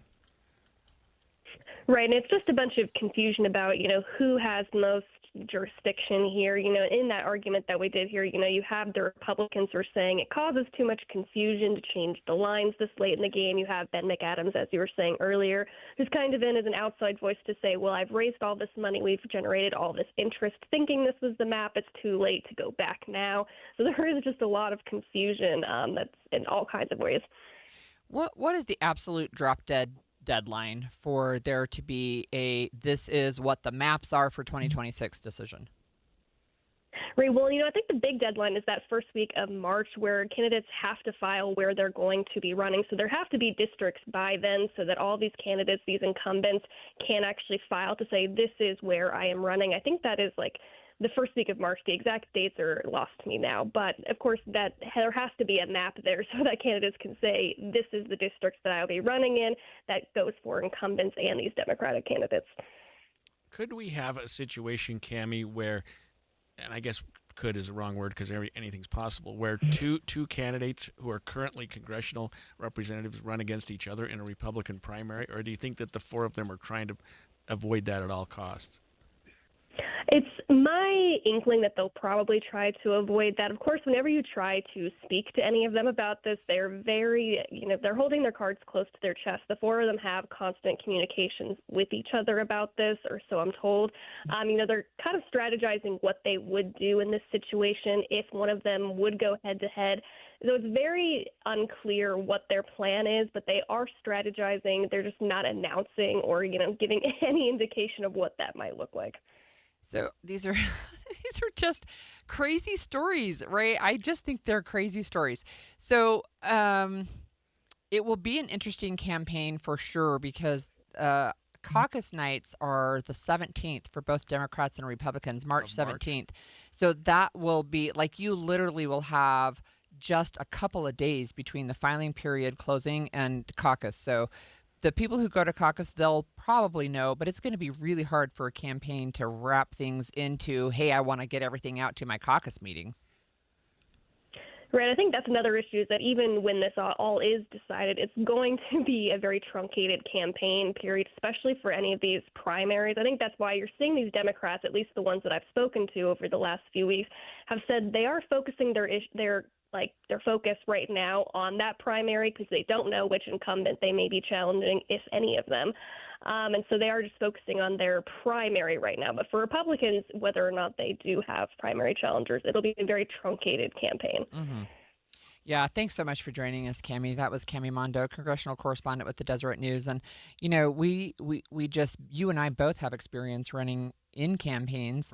Right? And it would just be so odd to not know where you were running literally weeks before. I think there's a very good chance that the Utah Supreme Court will issue a ruling before the end of February, and that we'll know what's going on, and that the federal judges will sort of bootstrap based on something they get from the Utah Supreme Court. But I think we're going to have a ruling, I guess, well before it's already passed, but certainly before the filing deadline. Well, I wonder, is there actually going to be a ruling, or is there just going to maybe be a decision on a stay? Right, yes, exactly. Yeah. That's what I meant. Yes. Okay, because there's another whole lawsuit, right, that's still pending, but the first emergency action I think people want taken is whether or not this decision will be stayed, the map from the 3rd District Court. Yeah. Okay, all right. Well, we're going to stay on election. We're entering another election cycle, as you know, and there's a new study that shows slight but uneven progress of women's involvement in politics in the state. We're going to talk about that when we come back after this break. This weekly tax tip is brought to you by the Utah Association of Certified Public Accountants. Here's CEO Susan Spears. If you're 65 years or older, there's a new tax break heading your way for the 2026 filing season. It's called the Senior Bonus Deduction. Seniors will get an extra $6,000 deduction on top of the standard deduction. If you're married and you're both 65 plus, that's a $12,000 bonus off your taxable income. So let's do the math. A single senior gets to take the standard deduction of $15,750, the existing age bump of $2,000, and the new senior bonus of $6,000. That's almost $24,000 of income the IRS cannot touch. However, there are income phase-outs. Get the most out of your income tax preparation when you hire a licensed CPA.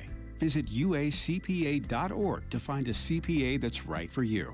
And check out new tax tip videos by following on social media at Talk to Your CPA. Are you looking to upgrade your home this year? Advanced Window Products is your local window and door manufacturer that sells direct to the public. That's right, celebrating 40 years serving Utah since 1986. And right now, it's the New Year, New Window Sale. Get $2,500 off when you buy 10 windows or more. Our windows are made right here in Salt Lake City. Sales and installation are all in-house, meaning no middleman markups. You get the most affordable, high-quality custom windows in the state. We build it, we install it, and we guarantee it for life. Every window comes with a lifetime warranty, labor, glass, and parts included, serviced by our local team, and the warranty is transferable to the next homeowner. Financing is available too. Save now, pay later, with payments as low as $150 a month. Buy local and support the local economy. Don't wait. Buy 10 windows or more and get $2,500 off. Beat the rush and call today. Call us at 801-850-9100. That's 801-850-9100.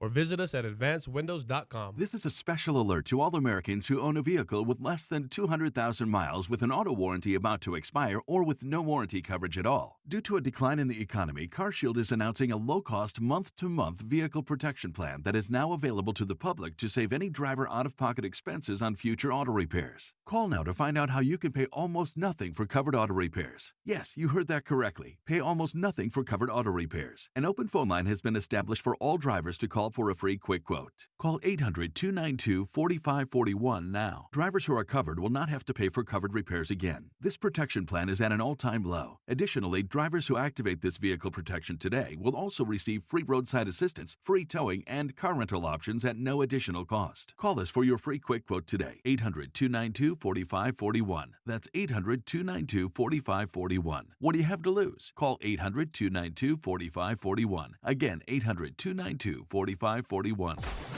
Be advised, this is your opportunity to save up to 40 to 80% on a hot tub or swim spa. This weekend only, Friday through Sunday, Mountain America Expo Center, Sandy. Be advised, this is your opportunity to save up to 40 to 80% on a hot tub or swim spa. This weekend only, Friday through Sunday, Mountain America Expo Center, Sandy. 18-month interest-free financing. Our factories have demanded we sell 1,000 hot tubs and swim spas this weekend. Mountain America Expo Center, Sandy. Huge factory incentives, factory rebates. This weekend only, Mountain America Expo Center, Sandy. We can remove your old hot tub. Free delivery of your new hot tub. Deep discounts. Mountain America Expo Center, Sandy. Free delivery of your new hot tub. Just relax and enjoy. Mountain America Expo Center, Sandy. Friday, 2 p.m. to 8 p.m. Saturday, 10 a.m. to 8 p.m. Sunday, 10 a.m. to 6 p.m. Free admission, free parking, free delivery. Mountain America Expo Center, Sandy. Call 833-SPA-SALE or visit hottubandSwimSpaSale.com. Getting help with electrical repairs is easier than you think. All you have to do is call Any Hour Services or schedule an appointment at anyhourservices.com. No one helps more homeowners than Any Hour Services. You served behind the desk. You served in combat. You did 4 years and got out. You were drafted. You gave 20 years. You gave exactly what your country needed. And so did you.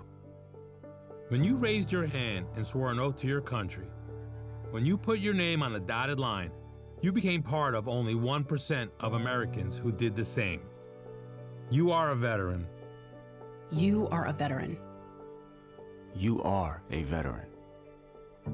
Because no matter when, where, or how you served, you made a sacrifice for your country, and you deserve support. If you're struggling with life after service, don't wait. Reach out. Reach out to a loved one, to a fellow veteran, to VA. Find resources at va.gov/reach. Brought to you by the United States Department of Veterans Affairs and the Ad Council. Inside Sources. We've talked on this show several times, Holly, about how Utah ranks in various categories. And I know you like to say we're number one, but we are doing incredibly well in certain categories. Overall quality of life, we're in 8th in the country. Education, 2nd. Health, 2nd. Affordability, 6th in the country. And just overall great places to live, we're always in the top 10. We peaked at number 4. But we are dead last in one area that's really concerning, and that is in states for women's equality. We've been dead last for 11 consecutive years. Yes, we have. that something needs to change. And it's so interesting to me sometimes to hear the pushback on that, right? Because people are like, "Oh, I love when Wallet Hub comes out with this ranking that shows that we're number one across all these categories," but they really, really hate this one. A lot of people do. Yeah, it's a real problem. But the person who knows the most about this, I would say, is Dr. Susan Madsen. She's the director of the Utah Women in Leadership Project. And really what we want to talk about today is the status of women in Utah politics. Because, Susan, thanks for joining us, first of all. How long have you to be here? How long have you been tracking the data on Utah Utah women in politics? So since 2014. And so we did one in 2014 and then 2017. And then since 2021, we've had so many requests that we do it every year now. And every other year, we go to every single county, city, municipality, everything. Look on websites, figure out who's in what seats. So it's some work. But fortunately, we have some volunteers and people to help us do that. Susan, Holly, and I were up on the Hill, I think a week or so ago. It happened to be Suffrage Day, and we interviewed a lot of women representatives with our congressional, representatives who were up on the House. It seemed like there were a fair amount up there, but maybe not as many as we should have. Is that right? Well, in terms of, in this report, we really looked at 7 categories, and one of those was the women in our state legislature. And actually, this year we have 32.7% of legislative seats are held by women, and national is 33.6%.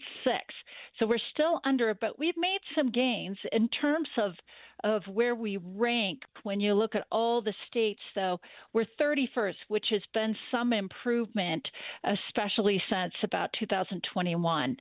So we've never gotten, in 2001, we were 26th. That was our best one. And before, and Holly, you know about the history, but we were significantly, throughout time, we had some good representation. And in fact, we had more than the national average in 1971. So 71 is where we really start are able to track that. So, you know, in general, we are getting to the point we have more Republican women than we've had for a while as well, still Democratic women. So we're getting, you know, we're 31st. So we're not the worst on this. We're the worst on other things, but we're not the worst. And so it's good to see some representation. I'll tell you, though, I've sure heard a lot of our female legislators who are not going to run again. Mm-hmm. Yeah, I've seen that as well. So Dr. Madsen, can you explain to our listeners why it's important to have women involved in politics? Absolutely. So the research has been clear for decades and decades that any decision making, you really need more equal numbers of men and women because we are raised differently. We do different things, generally, not everybody. But the research is clear, and a lot of things came out of Harvard for lots of years, that when you have more equal numbers of men and women, that your decision-making is better and more representative of the community at large, that you make more innovative and creative decisions, and you're better at problem solving and so many more things. But this is so critical in our political bodies. It has to be. We have to have more equal numbers of men and women. So it's good that we have a good number, but we're not, you know, where we need to be, and things are going to fluctuate every year. Let me follow up on something you said just a minute ago, Dr. Madsen, and that is you've spoken with several women who are not going to run again. Can you tell us, without identifying anybody, what concerns are, or do they just feel like they're not being treated fairly? I think, you know, running for office and serving in the office, and Holly knows this more than me because I've not been in office. But what I'm hearing from people and what we've documented in years past is that it's hard. It's hard for men and women, but women especially. The research nationally says that women get more threats right now, that women are treated online especially much worse than men are. And so women, we're raised to want people to like us and all kinds of things. But when you're getting threats, and I've talked to a number of our women here in Utah that have actually gotten threats, death threats. And when you do that and you have children and grandchildren, you know, you double think. And so, yes, I've heard as well that there's definitely sexism. And it gets hard after a while to keep going through that. But in general, you know what's been happening in the last couple of years. It's not a fun place for a lot of people to serve when they have attacks, when things are kind of moving in different directions there. Could you talk to us about the municipal level? How are we doing there? Yeah, we're holding steady from the last couple of years. So when you look, we looked at county level data. And when you look at county commissioners and county level, a lot of us kind of not worry about the counties, but they really have some important decision making. So only about 20% of our commissioners are women, and about 33%. There's only five counties that have councils, and about 33% of council members. When you get over to the treasurer and recorder and clerks, that's where you see a lot more of women in those. In terms of the mayors, we were able to get data from 255 municipalities, which is all that had mayors, actually. And we're pretty close to the last couple of years, about 23, 24% of mayors now in Utah are women. A ways to go there, but I should give us some grace here because in 2020 or 2014, when we started, it was 7%. And in 2017, it was 9%. So you see, we've really jumped in the last 10 years in general. It's kind of steadying out now. And then the last one really is the city councils or town councils, and we're about 32% there. So, you know, compared to the nation, on most of those, we're still slightly lower. We've made some gains, but it'll be interesting to see what happens in the future. And we want to get away from that just making sure there's one or two in a body, which I still hear from people. Oh, we have a woman. We're okay. We have 4 men. We have 1 woman. There's a tipping point. The research, I'm sure, that you really need at least 30% in a body, whatever that decision-making body is, until the women are really truly heard and utilized, and it feels like it's going in that more equality direction. Yeah, we've only got about a minute left, but to me, there's some good news, Susan, which is the mayors of the largest city and largest county in the state are both women. We have a congressional representative, Celeste Malloy, our lieutenant governor. So there are some positives. There are some other notable mayors also. So I guess we just need to focus on keeping this going, and I don't know how we do that. Yeah, so in terms of one thing that we really are shining with, that we have 5 executive office seats, statewide executive office seats, and 2. So we're 40% now women, and nationally it's 31%. Just wanted to put that out there, that every seat held by a woman, whether it's on a school board or whatever, clear up to Congress, really does make a difference. And we need good men in those positions too. We just want to get to more equal numbers so that we can have decision making that really represents all of Utahns. Thank you so much. That was Dr. Susan Madsen, director of the Utah Women in Leadership Project, and they just released their latest update on women in Utah politics. So when we come back after the break, we're going to talk about connection, and we've been talking about that in a variety of forms, but when we come back, we're going to talk about connections you can make at Roots Tech, which is like just a great big global family reunion. Stay with us.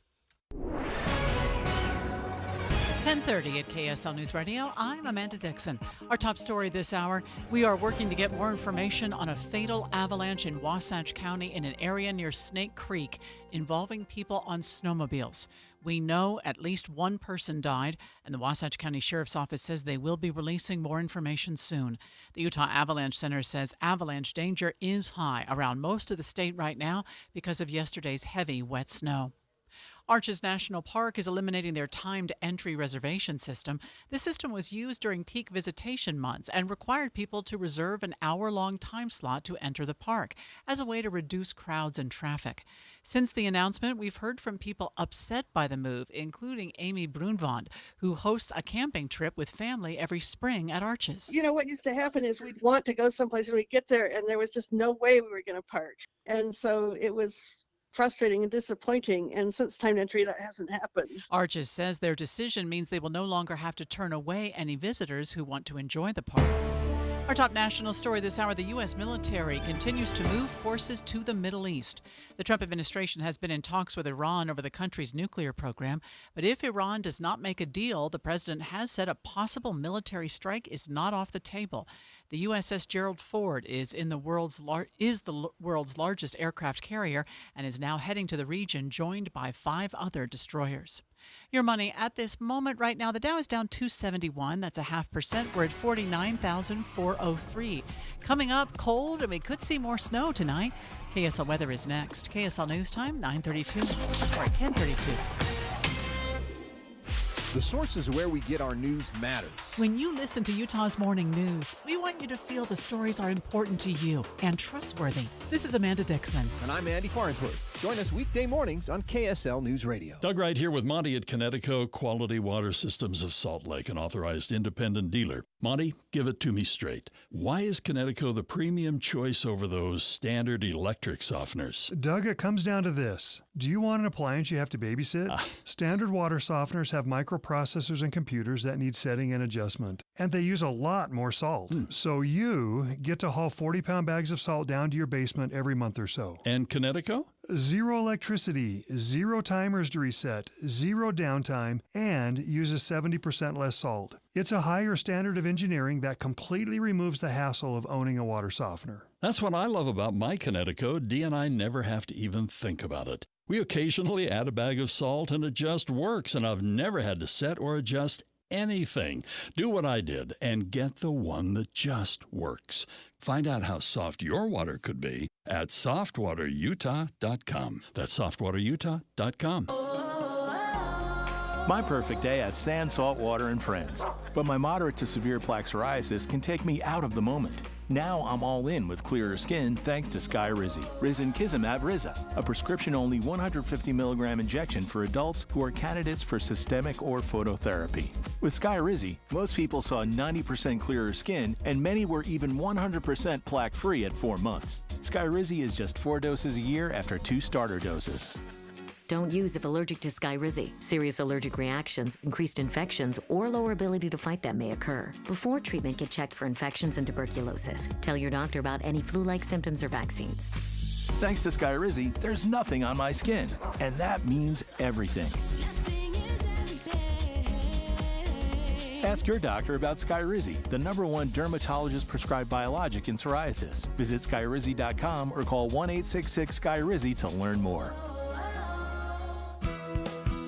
This is Jeff Stout with Fink and McGregor, Mortgages Made Simple. Let's talk conventional versus FHA loans. Both offer cash-out refinances up to 80% loan-to-value or LTV, so which is best for you? It's kind of like Uber and Lyft. I always compare the two before booking a ride. Conventional loans don't have mortgage insurance under 80% LTV. However, the rates and costs get higher with lower credit scores, cash-out, and high LTVs. FHA loans always have mortgage insurance, but the rates are lower, they don't penalize you for cash out and high LTV loans, and they allow for higher debt-to-income ratios. FHA often results in lower payment even with mortgage insurance. We can analyze your situation within minutes. Call us today. Fink and McGregor, Mortgages Made Simple, 801-264-9494. That's 264-9494. Or on the web at finkmcgregor.com. NMLS 289115. Traffic and weather together are brought to you by UCCU. Earn 4.44% on savings at UCCU.com. And here is Jason Jones. Well, Amanda, considering all the trouble we had this morning, it's looking really great out there on the roads now as they've mostly dried out. The sun has come out and things are looking good. If you're on I-15 along the Wasatch Front, you're not really going to find any trouble at all, both north and southbound. Ogden all the way down to Payson, it's looking fantastic there. No problems on any of the major feeders over to I-15 either. In fact, again, the only problem spot that we're seeing is still on Wasatch Boulevard, as right now it looks like most of it is concentrated around trying to get into Little Cottonwood Canyon at this point. That's where the heaviest delays are. Trying to get up there for that fresh powder skiing. It's going to take you a little bit to get into the canyon this morning. I'm Jason Jones in the KSL Traffic Center. The temperatures will stay in the mid-30s today. Another storm system moving into the state tonight into tomorrow with scattered snow showers tonight and tomorrow. Right now it's 28 degrees. I'm Amanda Dixon from the KSL Common Spirit Health Studios. Listen online at kslnewsradio.com. We're Utah's news, traffic, and weather station. The all-new Inside Sources. Your inside access to the people and policies shaping Utah's future. Here are Greg Skordas and Holly Richardson on KSL News Radio. You know, until I started doing this show with you, Holly, I never had a great interest in going into my family history, but now I'm just fascinated by it, and I'm so interested in it, and looking back to, because I always thought, well, we'll never find anything past my grandfather. Right. But there's a lot to be found. It's so awesome, actually, and I really have enjoyed our chance to talk to people about the Roots Tech conference that's coming up. It starts in 2 weeks, actually, and it really is fun because I think there really is something about this family connection. And, most of my kids are adopted, and some of them do have interest in finding biological family connections. Some of them, we don't think they'll ever be able to find them unless there's a genetic link. And we've done DNA for all the kids. We gave them DNA tests for Christmas one year. And one of my adopted children did find it might have been like a third cousin, but that lived in the United States. And this was somebody that we had no information about her biological family. So there was something there. So we have the opportunity to participate online and in person with Roots Tech. And one of the things that they do is find relatives at Roots Tech. And it really is a lot of fun. So we have with us on the line Randy Hoffman. He's an experienced manager at Roots Tech. Can you tell us, Randy, first of all, thanks for joining us, but can you tell us about relatives at the event? Oh, yeah, I'm happy to. So this is an absolutely incredible experience. I love relatives at Roots Tech. So it's mostly broken down into 3 parts, and it's all about connection. So there's the piece that's connected to the event. So, and that can happen globally at rootstech.org. FamilySearch.org/connect. And from there, there's hundreds of thousands of people that will join that event. You can see how you're connected to any of them. But also, if you're coming to the RootsTech conference in person in Salt Lake City, if you use your Family Search app, you can actually see how you're related to the other attendees that are there in person. And there are people who will meet up with third, fourth, fifth cousins and go to lunch with them. We've done some interviews with some recently, and it's been really cool to hear some of their experiences connecting with those people in person. The other things that you can do with relatives at RootsTech is there's a piece called Famous Relatives. So you can also see how you're related to some famous individuals. And there's one other final piece, which is really cool. So you're able to invite friends to see how they're related to you as well. And so you can put a link on Facebook wherever you want. And if they click that link, they can join the event and then also see this special link to see how they're connected to you as well. Okay, so how do our listeners learn more about this? Tell us where they go. Yeah, so it's FamilySearch.org/connect. And you can go there, and then you're able to join the global event. Okay, Randy, so I have to tell you that I signed in today to my Family Search account to do the check my relatives, right? And I found over 5,000.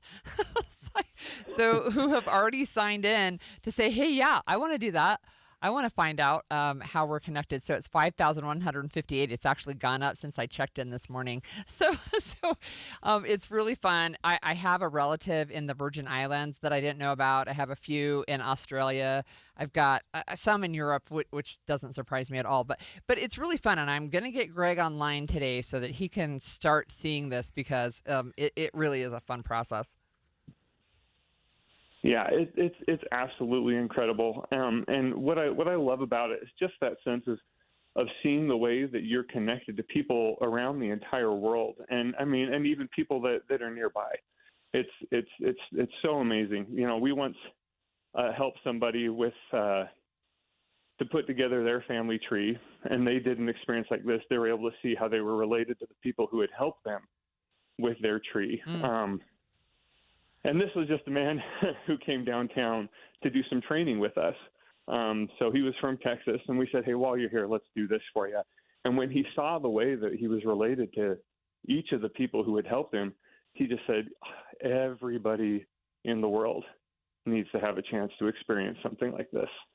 Randy, it seems like there has been a huge growth in the amount of information that's available here, that things that maybe people couldn't have found 10 or 20 years ago, or maybe even less than that, is now accessible. What's happened that's created that? Oh my goodness. Well, there has been such a surge in the amount of genealogical records that are available. For decades, Family Search has been capturing images, and so much of that has now been digitized and indexed, so they're able to be searchable. But on top of that, even in the past few years here, Family Search has released what's called full text search, and so they've used AI to scan all of these records to extract the important genealogical information out of things like wills and land records. That it's not like a birth certificate where you can quickly just scan the information and pull it out.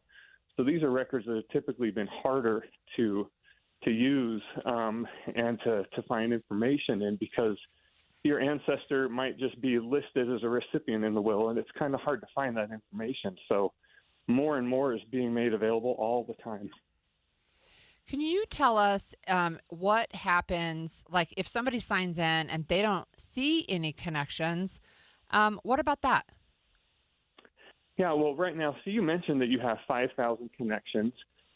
Right now, I think we're around 50,000 participants who have joined so far to opt in to see their relatives. So you're related to about 1/10 of those. Well, last year, by the time the experience ended, we had over 600,000 participants. So one of the things that you can do is just come back again.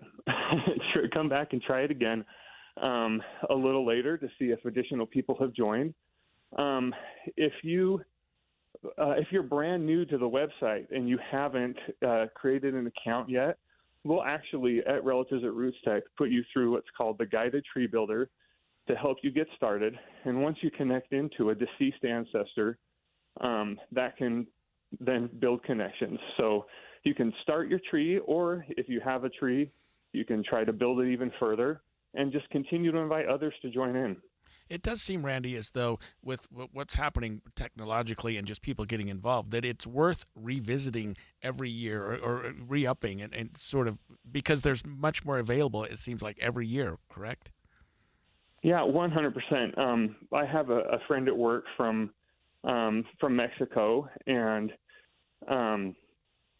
the amount of people who have really large trees in that country is always growing. And a few years ago, she had one cousin, but every year that number is just gradually ticking up as more and more people join, and more are adding their trees to Family Search. All right. Thank you so much. That was Randy Hoffman, Experience Manager at Roots Tech, talking about Relatives at Roots Tech. And I told you I have over 5,000 already. And you're going to hook me up today. Oh, my gosh. I'm going to hook you up today. All right. So for our listeners, Roots Tech is the world's largest annual family history conference and celebration. You can do it online or in person, and it will take place starting 2 weeks from today, March 5th through 7th at the Salt Palace. When we come back, we're going to talk about DUI laws and wondering if Utah's really strict DUI law has actually made a difference. We're going to talk about what the data is showing us.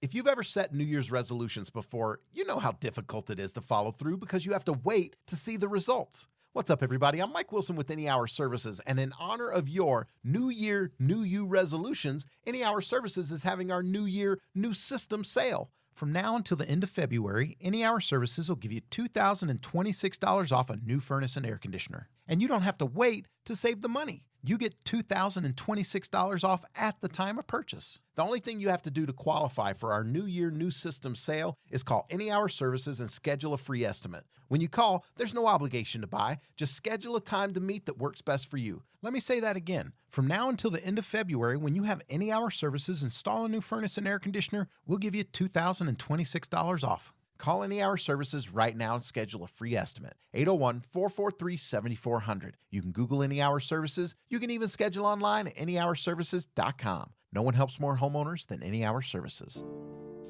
More than 50 million Americans suffer from a form of mental illness. And Utah isn't immune, with nearly 1 in 3 people dealing with anxiety, depression, or another form of mental illness. But there's hope. We can all take action to keep ourselves and our loved ones safe. That's why KSL has teamed with the Huntsman Mental Health Foundation to bring you hope and help you thrive. It's Healthy Mind Matters. Find out more at healthymindmatters.com. The company you work for just froze your pension. Now what? Should you take the lump sum or monthly payments? What happens to your spouse if something happens to you? And how does this impact your Social Security benefits? If you're like most people, you have more questions than answers. But here's the bigger problem right now. If you make a wrong decision here, it could cost you hundreds of thousands of dollars in retirement.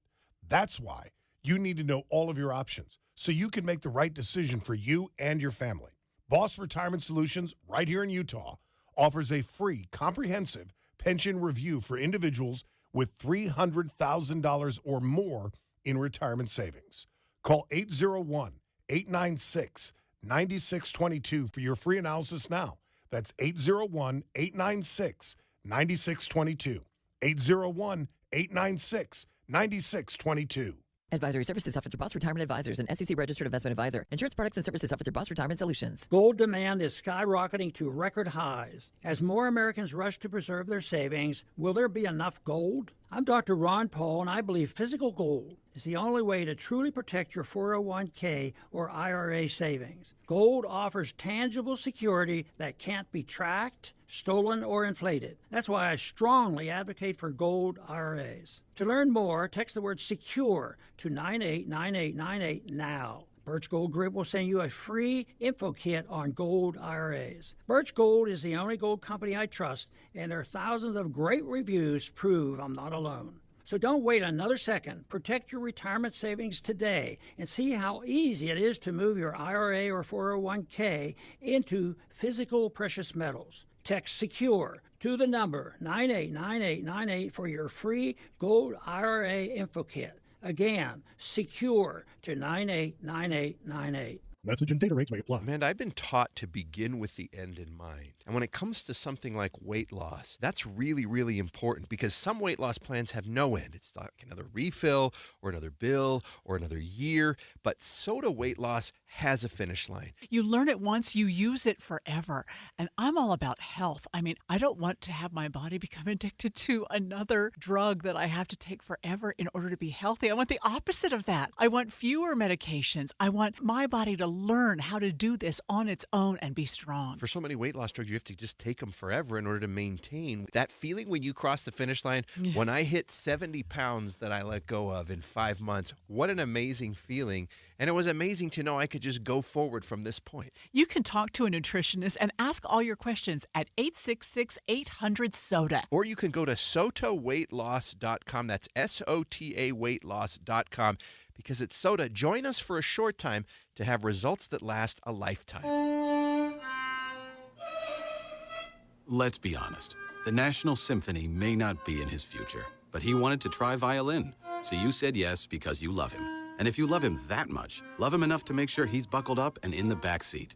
Find out more about keeping your kids safe in your vehicle at nhtsa.gov/the-right-seat. Show him you love him. Keep him safe. Visit nhtsa.gov/the-right-seat.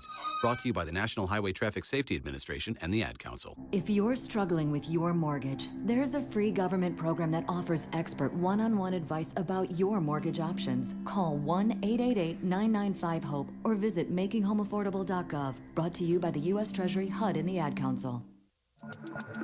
And expanded Inside Sources. The decision to drink and drive can not only cause you legal problems, but it can also cause devastation among many families. He was killed by somebody that should not be driving. The hardest thing is to see your child in so much pain. Our lives will never be the same. Obviously, I've followed the DUI laws and done thousands of DUI cases in my career, Holly. And when I started practicing law, the legal limit in Utah was 0.10. In other words, 0.1%. It went down to 0.08 because the National Highway Traffic Safety Council mandated that states do that in order to get highway funds. But then Utah in 2018, so it's been now, 8 years? My math is bad. Dropped the limit to the lowest in the country, 0.05. 0.05. I mean, that is very low. Yeah. And so it after 8 years, it's probably time to take a look at it and say, well, has it made a difference? So the KSL investigative team looked into the work being done to take impaired drivers off the road and whether these strict laws actually made a difference. It's a Friday night, and the Utah Highway Patrol's DUI squad is out in full force. Yeah, you got your license with you? Stopping speeders, wrong-way drivers, and anyone they see who might be impaired. He admitted that he had had a drink. Not just a single shot, it was like a double shot? They're out there looking to try to get those drivers off the road before some type of tragedy or a crash occurs. As of December 30th, 2018, drivers in Utah have been subject to the strictest blood alcohol limit in the country, 0.05. And of course, that's now been in effect for 8 years. That 0.05 hasn't made a difference. Well, joining us now is KSL investigative reporter Daniela Rivera. Danielle, you went through, 12 years of data on this? That's right. The most recent year that had complete full data is 2024. So that gives us 6 years to look at with this change in place. And we went ahead and requested the prior 6 years as well. So we reviewed 12 years of data in looking at this story. So what was it you found? Well, we found that immediately after this change went into effect in 2019, we see what appears to be a positive impact, numbers down across the board. But something that really did impact that data is the COVID-19 pandemic. And so Utah, like states across the country, saw bad driving behaviors, DUI, speeding, all kinds of poor roadway behaviors spike due to the pandemic. And so then looking at those years after that, we found that long-term progress has looked uneven. I paid close attention to the fatalities because I think that's probably what we care about most, right? We want to keep people alive traveling on our roadways. And the deadliest year in the entire sample was 2022, well after this law change. So I think what we can gather from all this data is that the statute is one small piece in a very complex problem. Do you have any idea, Daniela, why we would see a spike with COVID? Is it because more people were just confined to their homes drinking and they at want to home, go and get out? Or, and maybe it's an unfair question, but does the study give us any indication as to why that uptick? Well, I spoke with troopers, and they believed that there were more people staying home. There were more people who were not on the roads, so i.e. we have emptier roads. And I think they felt like that made people feel more confident to engage in poor driving behavior, like speeding and things of that nature. So what did you find when you're looking at arrests now for DUIs? What is the blood alcohol limit that people are finding?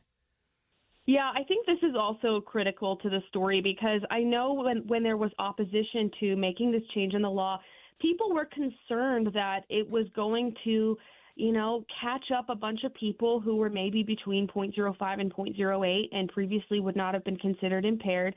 But when we look at data for, what the BACs look like per arrest, we found it's a really small percentage of the overall arrests. For 2024, for example, only about 6% of people arrested had a BAC between 0.05 and 0.08. So, and actually the most recent average is 0.15. So that is 3 times the current limit, nearly double the prior limit. And that to me would suggest that people who are primarily being arrested for DUI are people who are very dangerously inebriated and behind the wheel.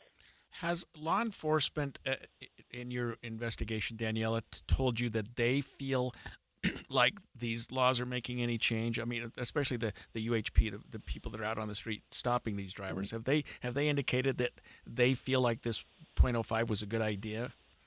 They told me that they do believe it's made a difference. And I think there are people who would look at this data set and say, well, I expect to see more of a difference. We still have some very deadly years in this sample coming after the change. However, they believe that it's making a difference. They have done some research, and they believe overconfidence is a factor in people determining whether or not they can drive. And there's research that suggests that after, 0.05 and above, we become very bad at judging our own sobriety. So they feel like having a lower BAC legal limit does cause people to reevaluate their confidence in getting behind the wheel once they've been drinking. They believe it helps deal with some people who might have just been overconfident with the 0.08 limit, and they do believe it's making a difference. Obviously, when we look at this data, we would like to see far fewer fatalities and lower numbers than what we have in Utah right now. So I'm going to show my ignorance here. How would someone know if they were getting close to the legal limit when they're drinking? Well, that's difficult because our systems, everyone's body is going to metabolize alcohol differently. And so it really is a decision that the person who's consuming alcohol has to make. And, I know for some people, they might feel like 2 drinks, wait 2 hours, have a meal, I'm good to drive at 0.08. So if you kind of know, where your sobriety level is with a 0.08 BAC legal limit, which is most standard, I think you have to, do that math and take away drinks from that equation. But that is what makes it so tricky. Is it's a case-by-case basis, people evaluating themselves, and the data suggests the more you drink, the worse you are at doing that. Yeah, and the state has produced, and I've seen these charts, Daniela, you drink so much alcohol, you weigh so much, and it will figure out basically what your blood alcohol content could be. And there's actually 2 charts, Holly, one for men and one for women, as though there must be some difference in their metabolism. Yeah, there is. Certainly if you're a bigger person, alcohol would affect your body because it's your whole body that absorbs the alcohol a little bit less than a smaller, more slight person. Some people think if you have a full stomach or empty stomach, that makes a difference, but I don't believe that's the case. Thanks for joining us, Daniela. That was KSL investigative reporter Daniela Rivera. And I just want to ask you from your perspective, because you said you've had lots of experiences with these cases in court. It seems like it's 100% preventable, driving under the influence. Right, yes. Why do so many people make this decision? Do you know? Yeah, I do know. And that's because we found that the person who is caught drunk driving usually will get stopped about 1 out of 100 times that they do it. You know what I mean? Yeah. So if they'll take their chances. You're rolling the dice every single time, but the dice almost always comes up just fine. And it may not be 1 to 100. I've heard judges say 1 in 80 or something like that. But at any rate, it's a risk that people are willing to take, and they think, well, especially Daniela articulated it perfectly. The more you drink, the more you think you're going to be fine. Right, exactly. So you can That's drive the problem. car, and you'll see these people that are driving like 10 miles under the speed limit in the far right lane.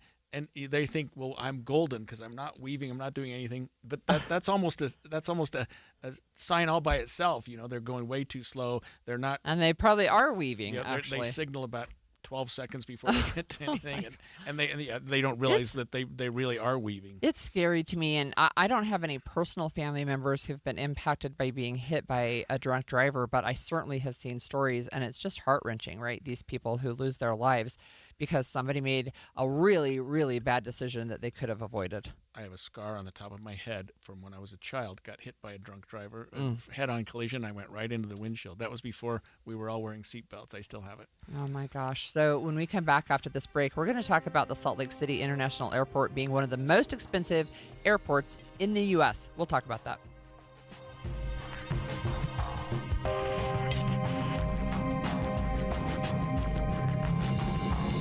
KSL FM Midvale. KSL Salt Lake City. From the KSL Common Spirit Health Studios, this is KSL News Radio. Utah's news, traffic, and weather station. 11 o'clock at KSL News Radio. I'm Claire Scott, KSL's top story this hour. We're now waiting for a judge's ruling in the latest challenge to Utah's new congressional map. KSL News Radio's Adam Small has more. Attorneys for Congressman Burgess Owens, Congresswoman Celeste Malloy, and a handful of local leaders filed a lawsuit arguing a Utah judge violated the Constitution when she approved a map the legislature had no hand in drawing. They want our last congressional map restored before the upcoming election. However, the other side is arguing the judge was within her rights because she ruled the legislature didn't produce a map that complied with Proposition 4, the state's embattled anti-gerrymandering law. The Deseret News reports the court could make a ruling on this lawsuit as soon as tomorrow. Our top national story this hour from ABC News. The former Prince Andrew has been arrested due to his ties to Jeffrey Epstein. King Charles has issued a statement about the arrest this morning. ABC News royal contributor Victoria Murphy has more. You know, it's interesting that the King said at the end of his statement that they're going to be carrying on to fulfill their duties. And we've seen him out and about very recently today, you know, really doing what he said they would do and carrying on. But it's impossible for them at this stage to shift the narrative around Prince Andrew, to shift the focus from being on Prince Andrew. And it's very difficult to see how they're going to be able to do that anytime in the future because we now have an active investigation. Andrew has denied these ties to Epstein and any wrongdoing. Your money at this moment, the Dow is down 376 points. The S&P is down 40 points. And coming up, highs in the 30s today. KSL weather is next. KSL News Time, 11:01.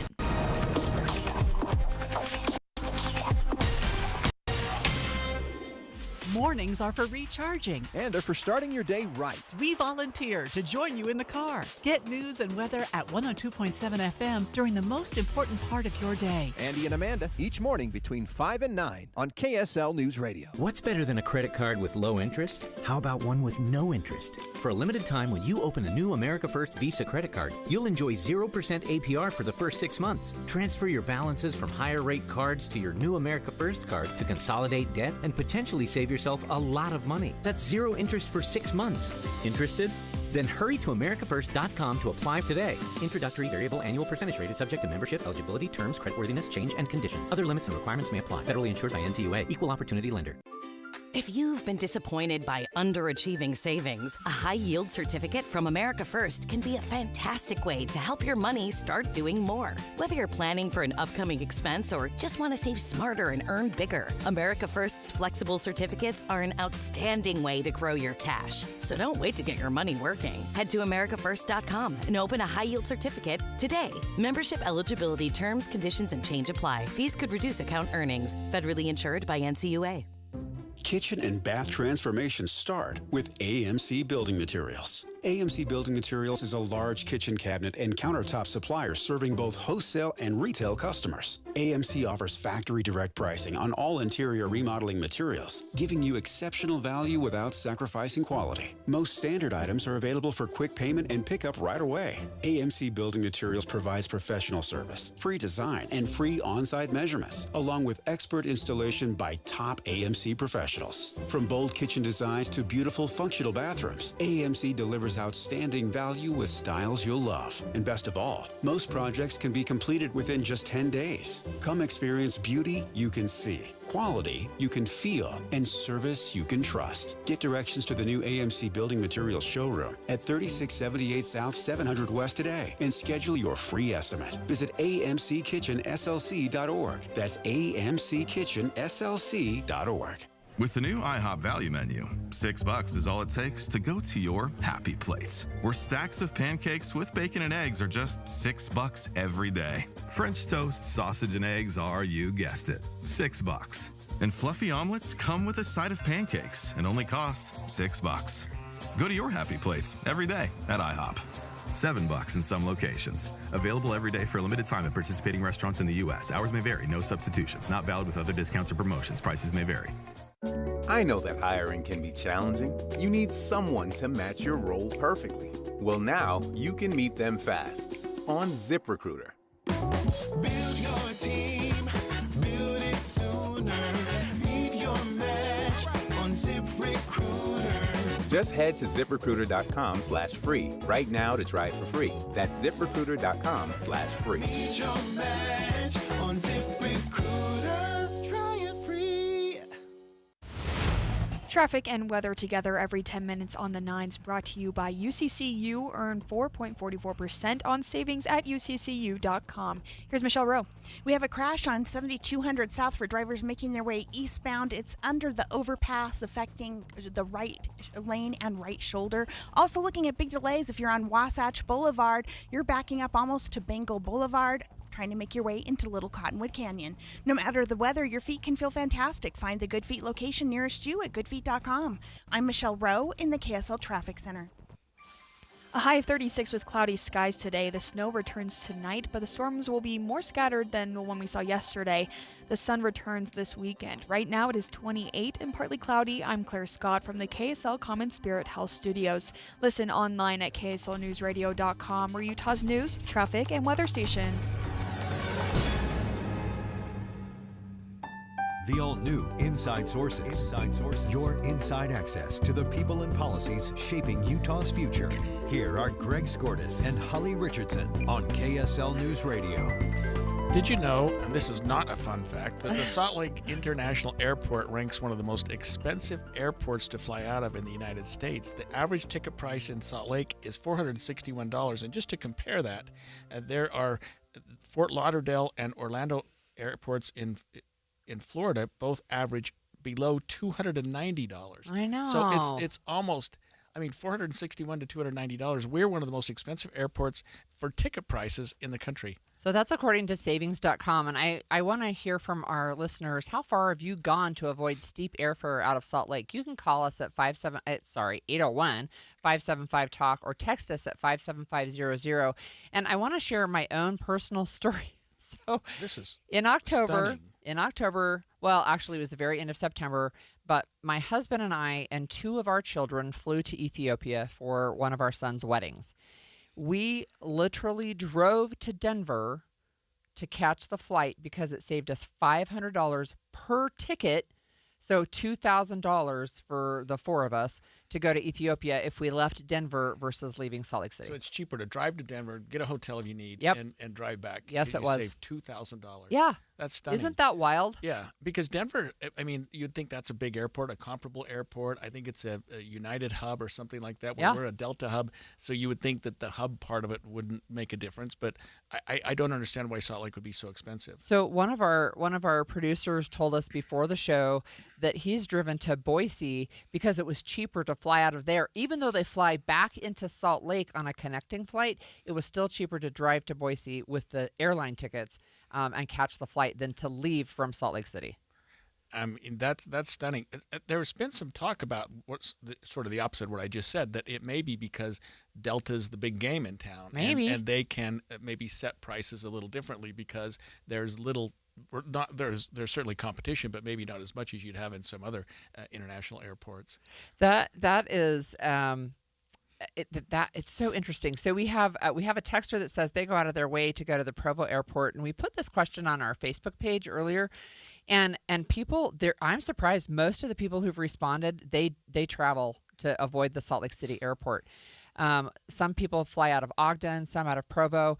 A lot go to Las Vegas, actually, and some even drive to St. George. Same like Boise, you fly back in a connecting flight to fly out of Salt Lake City, but it's cheaper to originate out of the St. George airport. So what I haven't considered, and maybe I should, are the two other airports that are along the Wasatch Front, Ogden and Provo, because I've just assumed, and maybe I'm wrong, that they have limited flight availability. But maybe if you're looking at something, because I just go online and it always says Salt Lake to wherever you're going. Right, right. And it does depend on where you're going. And I think Provo is expanding. I think Ogden maybe is as well. But their flights are more limited. But that doesn't mean that you can't get a great deal. It's just really interesting to me. If you originate out of Provo and then connect through Salt Lake, I've seen that too. And it's like, are you serious? Yeah, that's nuts. Well, we want to know how far you've gone to avoid steep airfare out of Salt Lake. Call us at 801-575-TALK, T-A-L-K, or text us at 57500. I'll be honest, I've never even compared. I just get the ticket. I sort of look at the airport I'm flying to and the times and sort of, okay, I can fly at this time. I'll save a few dollars or something like that. Yeah, and there are a number of people who've weighed in on our Facebook page, and one person says that Denver and Grand Junction are their go-to airports because Salt Lake City is always crazy high. Another one, Provo and Grand Junction, take me where I want to go. Another one, Utah's more expensive for everything. Another person said they flew to the Dominican Republic, and flights out of Salt Lake City were almost $1,000 more than flying out of San Diego. So they just bought a round trip from Salt Lake to San Diego and then flew from San Diego to the Dominican Republic and saved money. Wow. Yeah. Yeah, I mean, I hadn't realized that. This is completely due to me, and I'll admit a little bit of a shock that we're one of the most expensive airports in the United States, ahead of Dulles in Washington, D.C. Yeah, I'll tell you this one I think is kind of funny. It's Fly Ogden is the user on Facebook, and they just put an airplane. Right. But we do have another person who said that it costs them more to fly to Kansas City than to Paris, and that's ridiculous. Ogden, that's good to know because I live up there, and you live near Provo. Have you ever flown out of Provo? I haven't, but my daughter has several times. Are like they're smaller. Oh, nice. Yeah, the Provo one is nice. The smallest airport that I use fairly regularly is St. George, which is very convenient. They do a good job down there, and it's bigger than it was before. Here's a texter. My mother-in-law said to buy tickets from California to Hawaii and then buy a different ticket from Salt Lake to California or drive because that's cheaper than going straight from Salt Lake to Hawaii. I actually have found that as well. And then another one said, I was told that we'll be paying for the brand new luxury airport for quite some time. And that is really unfortunate. That's what I was wondering if that had something to do with it. Because I don't know. I have to say Salt Lake is one of the most beautiful airports in the country, and they've done a great job with it. But maybe we're all paying for that by our ticket prices. We have another one just flew from Vegas to from Salt Lake. It was nearly $400 from Frontier, and Frontier is supposed to be one of the cheap airlines. Ouch. So it might have been faster to drive. So cheaper for sure. Where did you fly? Ethiopia? Yeah. So you must have looked around and said, okay, Boise, Denver, those prices different, and you saved $500 per ticket per person. Per ticket round trip to fly out of Denver instead of flying out of Salt Lake City. If you're flying alone, maybe not worth for 4 people. That's Yeah. $2,000. That is exactly our calculation. Worth a tank of gas or 2. That's Yeah. nuts. Yeah, that was our calculation, right? It's going to be cheaper for us to drive 4 people there than it is going to be to fly. I wonder if the disclosure of this is going to make a difference. The fact that now Salt Lake's in the radar a little bit and people are going, hey, wait a minute, maybe I don't want to fly. Because I'd never considered until I heard you even going to another airport. Yeah, and sometimes it's just a matter of looking around, right? And sometimes I've looked and said there are cheaper tickets, but my layover times are really long, and I don't want to do that, right? So then the convenience becomes worth the price. But we have another texter. They say they just got home from Bali this week, and they booked their flights out of LAX and then flew other airlines to get reasonable price tickets from Salt Lake City to LAX. This is a good point. You have to be careful to not skip the lag cities. So like if you're booking your flight, for example, from Salt Lake City to Boise and then on to somewhere else, you don't want to skip that in between one and just because they'll boot you off the flight. Especially if they catch you. So it's called skip lagging. And it's one of the things where you really want to go. So say I want to go to Denver and it's cheaper for me to book a flight to, say, Phoenix, Arizona, with a connection through Denver, but I just get off the flight there. If they catch you doing that, they can block you from flying on the airline. They can, or if you've got another connecting flight, they can block you from getting on the other connecting flight. So people are just saying, don't do that. But there are organizations that will say, here's how you can find a flight for cheaper. I wonder how they can legally enforce that. I mean, if you get off, you get off. Well, but I understand the whole connecting thing because they've got to keep the seat available and that type of thing. Right. Yeah. That's and look, I will tell you, I have had an experience where I was international, but I missed my connecting flight because I fell asleep because I was jet lagged. So they were calling my name, but I didn't hear it. I was sleeping. I hate it when you miss a flight. I've missed one too, and it's like, ugh. I know. All right. Well, okay. When we come back, we're going to talk about the former Prince Andrew. He's been arrested due to his connections with Jeffrey Epstein. We're going to have the latest details from News Nation after the break.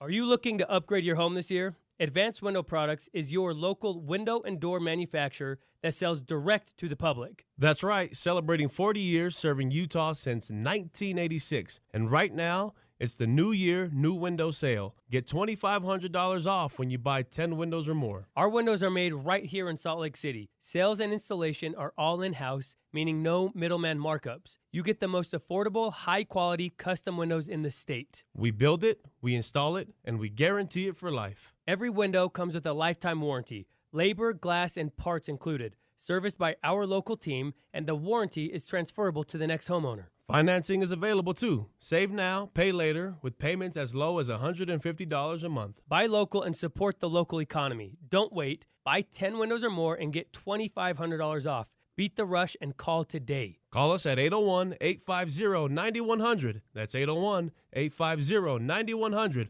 Or visit us at advancedwindows.com. If you owe back taxes, listen carefully to rule number 1. Never go up against the IRS alone. They're cracking down, freezing bank accounts, garnishing paychecks, canceling passports. Even your home or business could be at risk. But here's what they don't tell you. The IRS has powerful tax relief programs that could save you thousands if you qualify. That's why smart people call Optima Tax Relief, America's #1 tax resolution firm. Nobody knows these programs like the experts at Optima. Their team of tax attorneys and licensed professionals have resolved over $2 billion in tax debt for people just like you. The IRS is not stopping, so don't wait and don't take them on alone. For tax help you need, for tax help you can trust, call Optima today for a free consultation. Call 800-343-6460. 800-343-6460. 800-343-6460. Optima Tax Relief. Some restrictions apply. For complete details, please visit OptimaTaxRelief.com. Don't miss the excitement of the crowd, the perfect ping of 300-yard drives, the sound of sinking a 15-foot putt, shifting the leaderboard. Challenge is an understatement. Beautiful, bold, athletic. LPGA's next-gen stars vying for glory on a course that's as stunning as it is challenging. The Copper Rock Championships Epson Tour, May 14th through 16th. Come for the game. Stay for the journey. Copper Rock, born to be played. Be advised, this is your opportunity to save up to 40 to 80% on a hot tub or swim spa. This weekend only, Friday through Sunday, Mountain America Expo Center, Sandy. Be advised, this is your opportunity to save up to 40 to 80% on a hot tub or swim spa. This weekend only, Friday through Sunday, Mountain America Expo Center, Sandy. 18-month interest-free financing. Our factories have demanded we sell 1,000 hot tubs and swim spas this weekend. Mountain America Expo Center, Sandy. Huge factory incentives, factory rebates, this weekend only. Mountain America Expo Center, Sandy. We can remove your old hot tub. Free delivery of your new hot tub. Deep, deep discounts. Mountain America Expo Center, Sandy. Free delivery of your new hot tub. Just relax and enjoy. Mountain America Expo Center, Sandy. Friday, 2 p.m. to 8 p.m. Saturday, 10 a.m. to 8 p.m. Sunday, 10 a.m. to 6 p.m. Free admission, free parking, free delivery. Mountain America Expo Center, Sandy. Call 833-SPA-SALE or visit hottubandSwimSpaSale.com. Need to replace your Social Security card? In most states, you can request one online with a My Social Security account.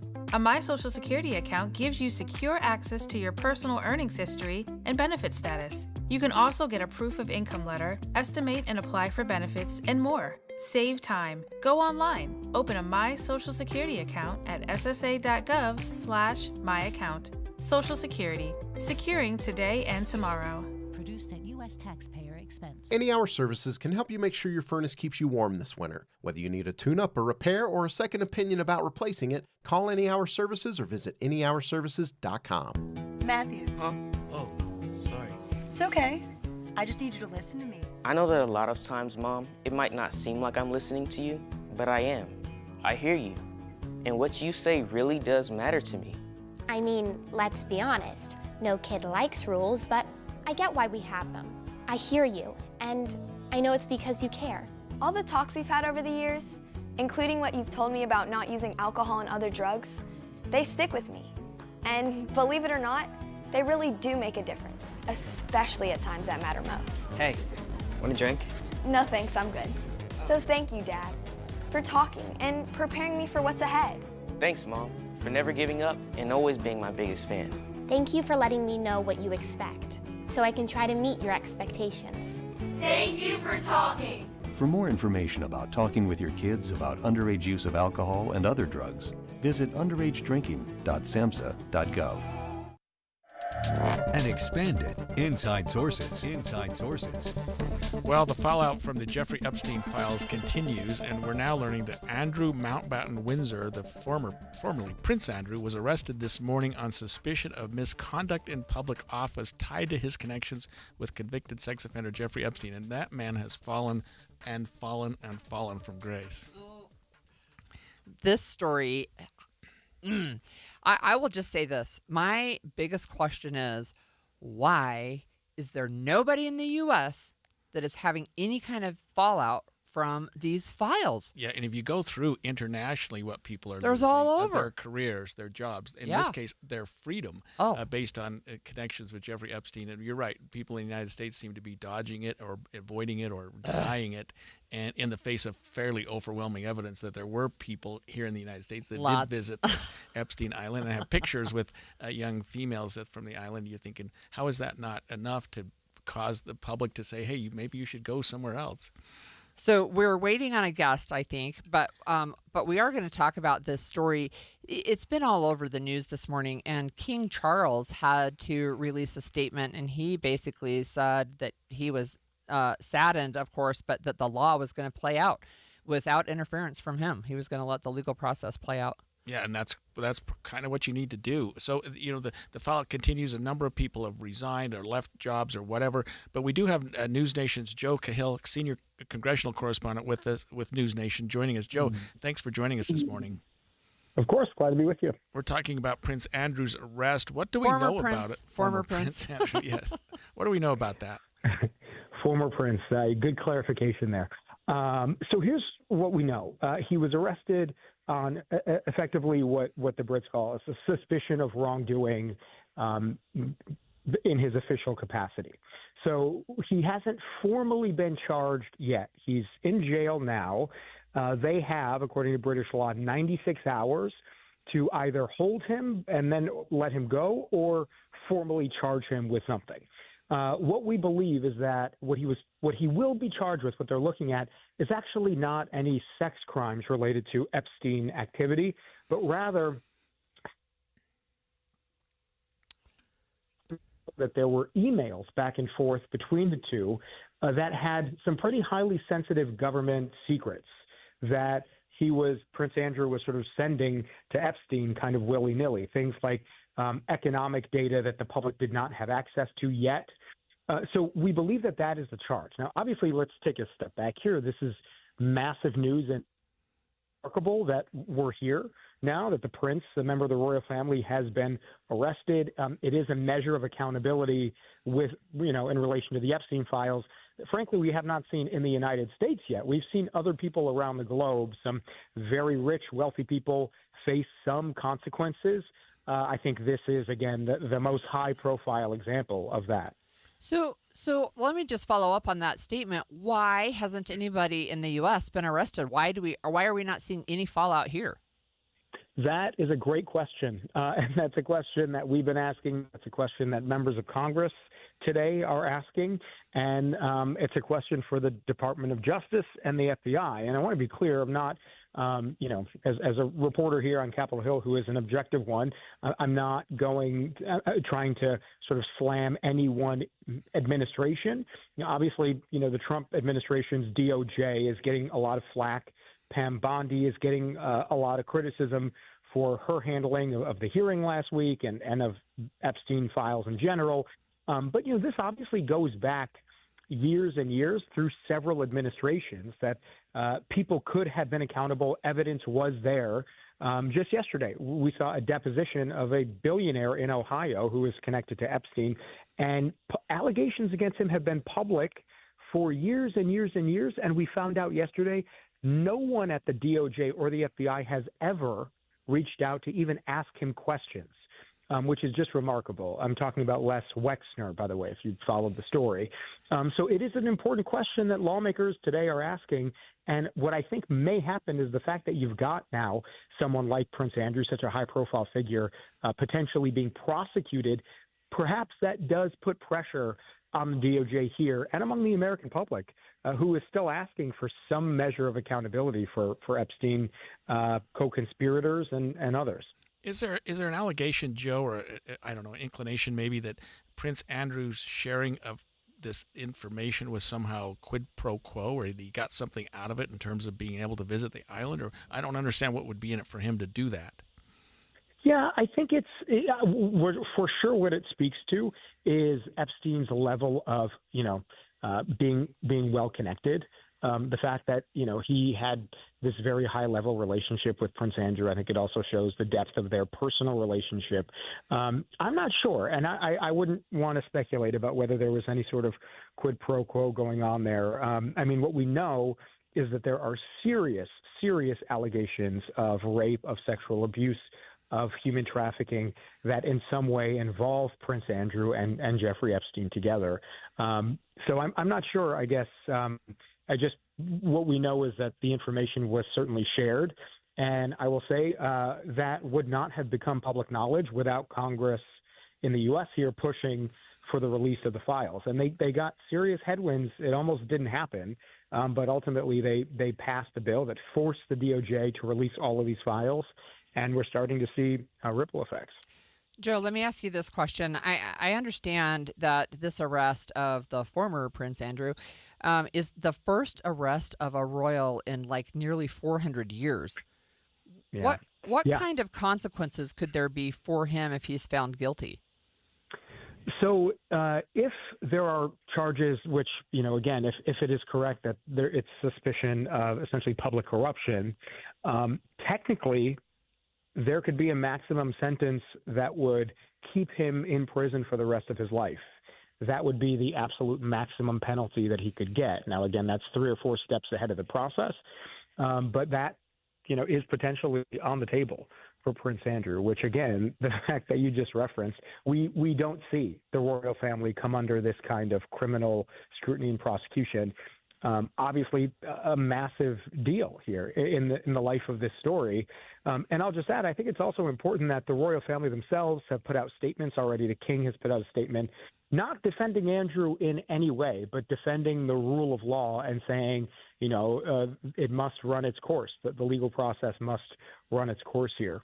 So I just, certainly significant that it's not that anyone is coming to his defense at the moment.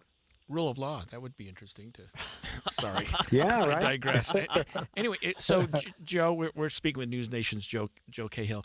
Can you tell us, Prince Andrew's already suffered quite a bit. I mean, he lost his position as a prince. He's sort of ostracized. I'm sure he lost some finances or whatever he was getting. But man, what else could they do to the guy? I guess jail, right? Yeah, and the way that Congressman Ro Khanna from California put it, and by the way, for those not familiar, Ro Khanna was one of 3 members of the House who really was pushing hard for the Epstein files to be released. And I think it's fair to say without him and maybe 2 others, that I'd include Marjorie Taylor Greene, who is no longer in Congress, and Thomas Massie, the Republican from Kentucky. Without those 3, this does not happen. I think that's fair to say. Khanna said something to the effect of, it's wonderful that Prince Andrew has lost his title, but if you have raped a young girl, a teenager, not an adult, there has to be a deeper consequence than just you don't get to be a prince anymore. Those are almost verbatim Ro Khanna's words. So when you put it into perspective that way, obviously the royals live a very sort of cush, extravagant life. I don't think I'm going out on a limb to say that. The fact that he loses his crown is embarrassment and is a consequence, but I don't know that if you ask the Epstein survivors and the victims, many of whom I've interviewed and talked to, they would say that was enough in terms of accountability. They would want to see something more. And this is obviously a very real consequence now. He's going through the legal system. So, we will see how deep that goes and how far that plays out. Thank you so much. That was News Nation's Joe Cahill, senior congressional correspondent, about the arrest of the former Prince Andrew. His official name now, I think, is Andrew Windsor Mountbatten. Yeah, and boy, talk about a fall from grace. I know. Now he's in a police custody, from being a prince, and he was married, had a high-profile marriage there for a while, and boy, what a mess.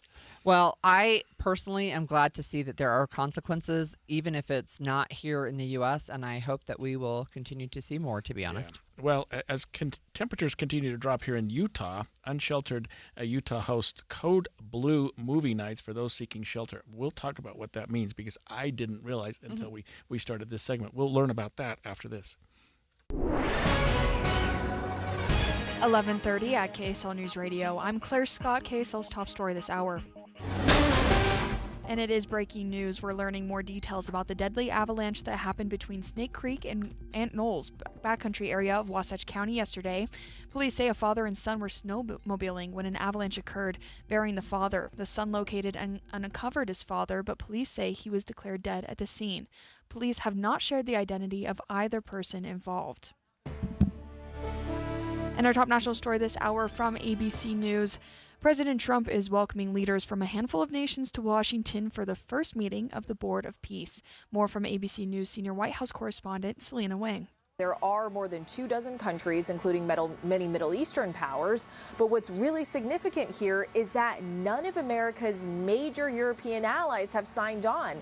They are very concerned about this Board of Peace, and they're concerned that the president here is trying to supersede and sideline the United Nations. President Trump has long been critical of the UN, and when asked whether that is in fact his goal to supersede the UN, the president said, well, it might. Israel is a member of the board, but there is no Palestinian representation.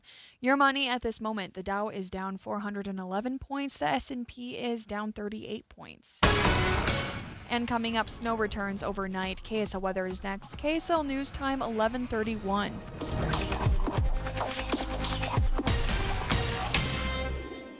A reminder about the simplest way to get updated for your day. Hit your KSL preset when you jump in the car, and we'll take care of the rest. Hear key news updates and traffic reports. Andy and Amanda from 5 to 9 in your car. KSL News Radio at 102.7 FM. Hi, this is Derek Overstreet, president of the New Millennium Group and co-host of Stop Working, Start Living with KSL News Radio. Can you imagine what your life would be like if you could retire 3 to 5 years earlier than you thought possible? The things you could do, the loved ones you could spend time with, the memories that you could create. That's what our team at the New Millennium Group does. We'll walk you through the entire process every step of the way. If you'd like to get a copy of the 5-step proprietary plan that will help you retire 3 to 5 years sooner than you thought possible, give us a shout right now. 888-999-6370. That's 888-999-6370 or utahsfinancialplanner.com. Listen, most of our listeners right now have a tax problem, not a money problem. There's not enough money in Social Security Medicare as it is. Let us show you how you can significantly reduce your taxes. That's 888-999-6370, 888-999-6370 or utahsfinancialplanner.com. 1-877 Cars for Kids, KARS Cars for Kids. 1-877 Cars for Kids. Donate your car today. 1-877 Cars for Kids. KARS Cars for Kids. 1-877 Cars for Kids. Donate your car today. Ready to get rid of that old car? Donate it to Cars for Kids. Call 877 Cars for Kids to speak to a friendly live agent. Donation's super easy, and your car can be picked up as soon as tomorrow. Go to carsforkids.org now or call 877-CARS-4-KIDS to donate your car today. 1-877 Cars for Kids, KARS Cars for Kids. 1-877 Cars for Kids, donate your car today. Did you know you can donate real estate too? Tim Jr. here from RGS Exteriors. Did you know that we offer 3 distinct styles of gutter protection? Each one meant to handle a specific leaf problem. You might not even know there are different styles of gutter protection, but there are. And if you pick the wrong one, it could be a huge waste of money. Now, the big gutter guard companies won't tell you this. They try to sell you a one-size-fits-all gutter guard. And it could be completely wrong for the amount and types of trees and leaves you have. Not RGS Exteriors. We understand which kind of leaf problem needs which kind of gutter guard. We'll do an in-depth evaluation to assess the types, locations, and numbers of trees in your yard. Based on that data, we match your home to the right gutter guard. So don't risk wasting money on the wrong gutter protection. For a free evaluation and estimate, call RGS Exteriors at 801-280-3110 or visit rgsexteriors.com. That's 801-280-3110 or rgsexteriors.com. Traffic and weather together every 10 minutes on the 9s. Brought to you by UCCU. Direct deposit gets you $300. Love where you bank. Here's Michelle Rowe. Looking much better on Wasatch Boulevard. Traffic is getting up the canyon easily now in Little Cottonwood Canyon. Also seeing good speeds if you're driving I-15 in the earlier crash. Eastbound 7200 South has cleared. Michelle Rowe in the KSL Traffic Center. We could see scattered snow return tonight and continue tomorrow. The storm should be much calmer than what we saw yesterday. Sun and highs in the 40s this weekend. Right now it is 30 and partly cloudy. I'm Claire Scott from the KSL Common Spirit Health Studios. Listen online at kslnewsradio.com or Utah's news, traffic, and weather station. The all-new Inside Sources. Inside Sources. Your inside access to the people and policies shaping Utah's future. Here are Greg Skordas and Holly Richardson on KSL News Radio. So I have to tell you this, Holly. Tuesday, I'm leaving the studio. I'm driving home, and people are golfing. It's like 60 degrees. The courses are beautiful. People are out there having fun. Not today. No. Nobody's golfing today. It got really cold. We had a first major snowstorm of the year. Yesterday, we got some of the resorts were getting like 2 or 3 feet of snow, and it's down in the 20s today. It's now, obviously, this cold has affected some of our unsheltered communities, and in an effort to help, Utah's Unsheltered Utah is offering what they call Code Blue movie nights, which I did not know what that meant, to bring refuge to those who need shelter from the cold. Cold blue is because it's cold. You know, the legislature last year tried to pass a code red for when it was super hot, and that bill didn't pass, actually. But we have on the line with us Miranda Cutler. She's the executive director at Unsheltered Utah. Hi, Miranda, my friend. Hello, Holly. How are you? Good.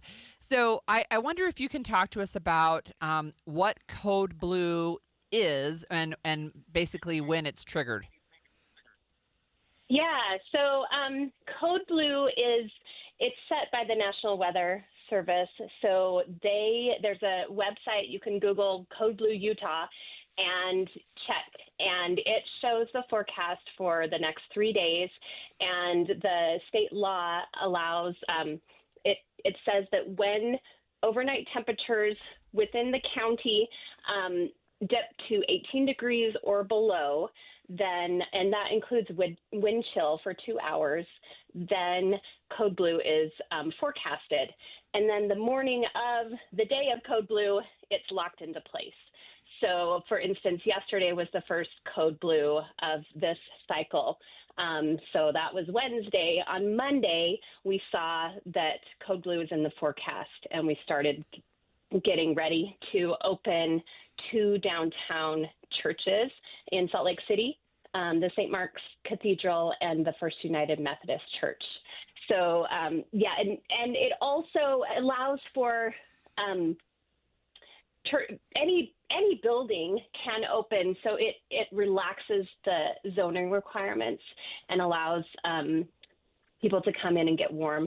It also allows existing service providers to flex their spaces and allow more people in, as long as it remains within the realm of fire code. I hadn't realized that. So it actually changes zoning requirements for certain buildings. So when it gets to a certain temperature, and this is forecast, churches and other buildings can open their doors to people to come in and get out of the cold. I guess I hadn't realized that. Exactly. Yep. And we actually started doing this 4 years ago, and we got the idea they were doing it in Utah County. They're still doing it in Utah County. They actually open every night from November to March, but we still just open on Code Blue nights. But when we first started, we got around the zoning restrictions. This was before the law was passed. So that's where the movie night tradition comes from, because we couldn't necessarily open up a homeless shelter in those churches, but we could have a community event that went overnight showing movies. And so people would come in and watch a movie, and if they happened to fall asleep, so be it. And of course, everybody knew what we were doing. It wasn't like anybody had an issue with it, but then we were able to get this into statute so that we could do it with support from the government. So, Miranda, what kind of movies do you show? Are these family friendly? Are they boring? It depends. It's interesting because, if you can imagine what it would be like to be living out in the cold and being able to come in from the cold, you wouldn't think your first thought would be, hey, what movie are we watching tonight? But I'm surprised often how people are, we're all human and we want to watch a good movie. So people will be like, what are we showing tonight? People donate DVDs to us, so we just cycle through a bunch of different things, but we only allow adults in our shelter. So we're not necessarily showing Disney movies all the time. And we do, as the night progresses, we switch over to nature movies to make it a little bit quieter, and so people can rest. But honestly, sometimes the movie will end and somebody will come to me and be like, hey, Miranda, you got to turn on the movie again. What are we watching next? So that's a fun tradition that we do. I think we've all seen movies that we would prefer to be out in the cold rather than watch, but ouch. I digress. Miranda, can you tell our listeners what Unsheltered Utah is? What do you do? Yeah, so we are a curbside compassion coalition. We have been in operation since 2021. We are a 501c3, and we've always been a coalition in the sense that we don't operate in a vacuum alone. We always collaborate with the community around us, other organizations, other church. We aren't a church, but with churches in the area, like our host churches. So we operate out of those 2 churches, but we involve the whole community. And when we began, we just did curbside compassion, where we would go out into the streets and operate mainly in some of the larger homeless camps that were set up at the time. There were actually some very organized camps several years ago, where there was kind of governance and people really set up these areas, and we would go to those places and distribute survival supplies, blankets, coats, clothing, and serve hot food in those places. And so for several years, we were doing what we called Sunday street outreach, and just doing it once a month and gathering the community, lots of different groups and people to do that. And that's how I got involved. I was planning a youth conference for my LDS ward and looking for a service project, and that's how I got started. Miranda, I want to ask you a follow-up question. You said that at these Code Blue movie nights, they're not for kids. So families who are unsheltered, where are they going on these cold nights? Yeah, really good question. Actually, last night, so our guests are allowed to line up at 4 o'clock p.m., and then we generally open our doors at 8 o'clock p.m. So last night, and we'll go out and check the line during those hours. And one of our board members who was walking the line, talking to people, she noticed that there was a child in line, a 10-year-old child, and she went over and talked to the child, and it turned out that there was a family in line. And we, like I said, we don't allow families, children into the shelter for a lot of different reasons. But we do have some funding allocated for emergency hotel vouchers for those families. So we were able to get that family inside and warm, get them something to eat, and then we took them to a hotel, and they'll be staying there for 3 nights. They actually were staying at the Road Home Midvale shelter, but had some problems there and needed a little break. And we'll do that from time to time. A few months ago, there was a family whose baby was really sick, and they were struggling in that congregate shelter situation. So we got them a hotel for, I think, a week, so they could have some time to heal and just rest, and then go back into that shelter situation. Miranda, we've got about 30 seconds left, but how does the unsheltered community learn about this? How do people know to come to these events? Yeah, that's a real trick, because not everybody has a phone and access to that information. So we print flyers and distribute them in the community, and we give them to all the resource centers. And the county and the city are really great about spreading the word. There's also the downtown ambassadors. They have those yellow jackets on that go around, and they spread the word. So we really rely on the community to get the word out. And we really would love to have more volunteers help with us. Volunteers are the cornerstone of what we do, and we need about 100 volunteers every night to make it happen. So please go to our website and sign up. We would love to have more people get involved. All right. Thank you so much, Miranda. That was Miranda Cutler, the executive director at Unsheltered Utah. And when we come back, we'll talk about Snowbird and some winter games. Stay tuned. Be advised, this is your opportunity to save up to 40 to 80% on a hot tub or swim spa this weekend only, Friday through Sunday, Mountain America Expo Center, Sandy. Be advised, this is your opportunity to save up to 40 to 80% on a hot tub or swim spa this weekend only, Friday through Sunday, Mountain America Expo Center, Sandy. 18-month interest-free financing. Our factories have demanded we sell 1,000 hot tubs and swim spas this weekend. Mountain America Expo Center, Sandy. Huge factory incentives, factory rebates this weekend only. Mountain America Expo Center, Sandy. We can remove your old hot tub. Free delivery of your new hot tub. Deep discounts.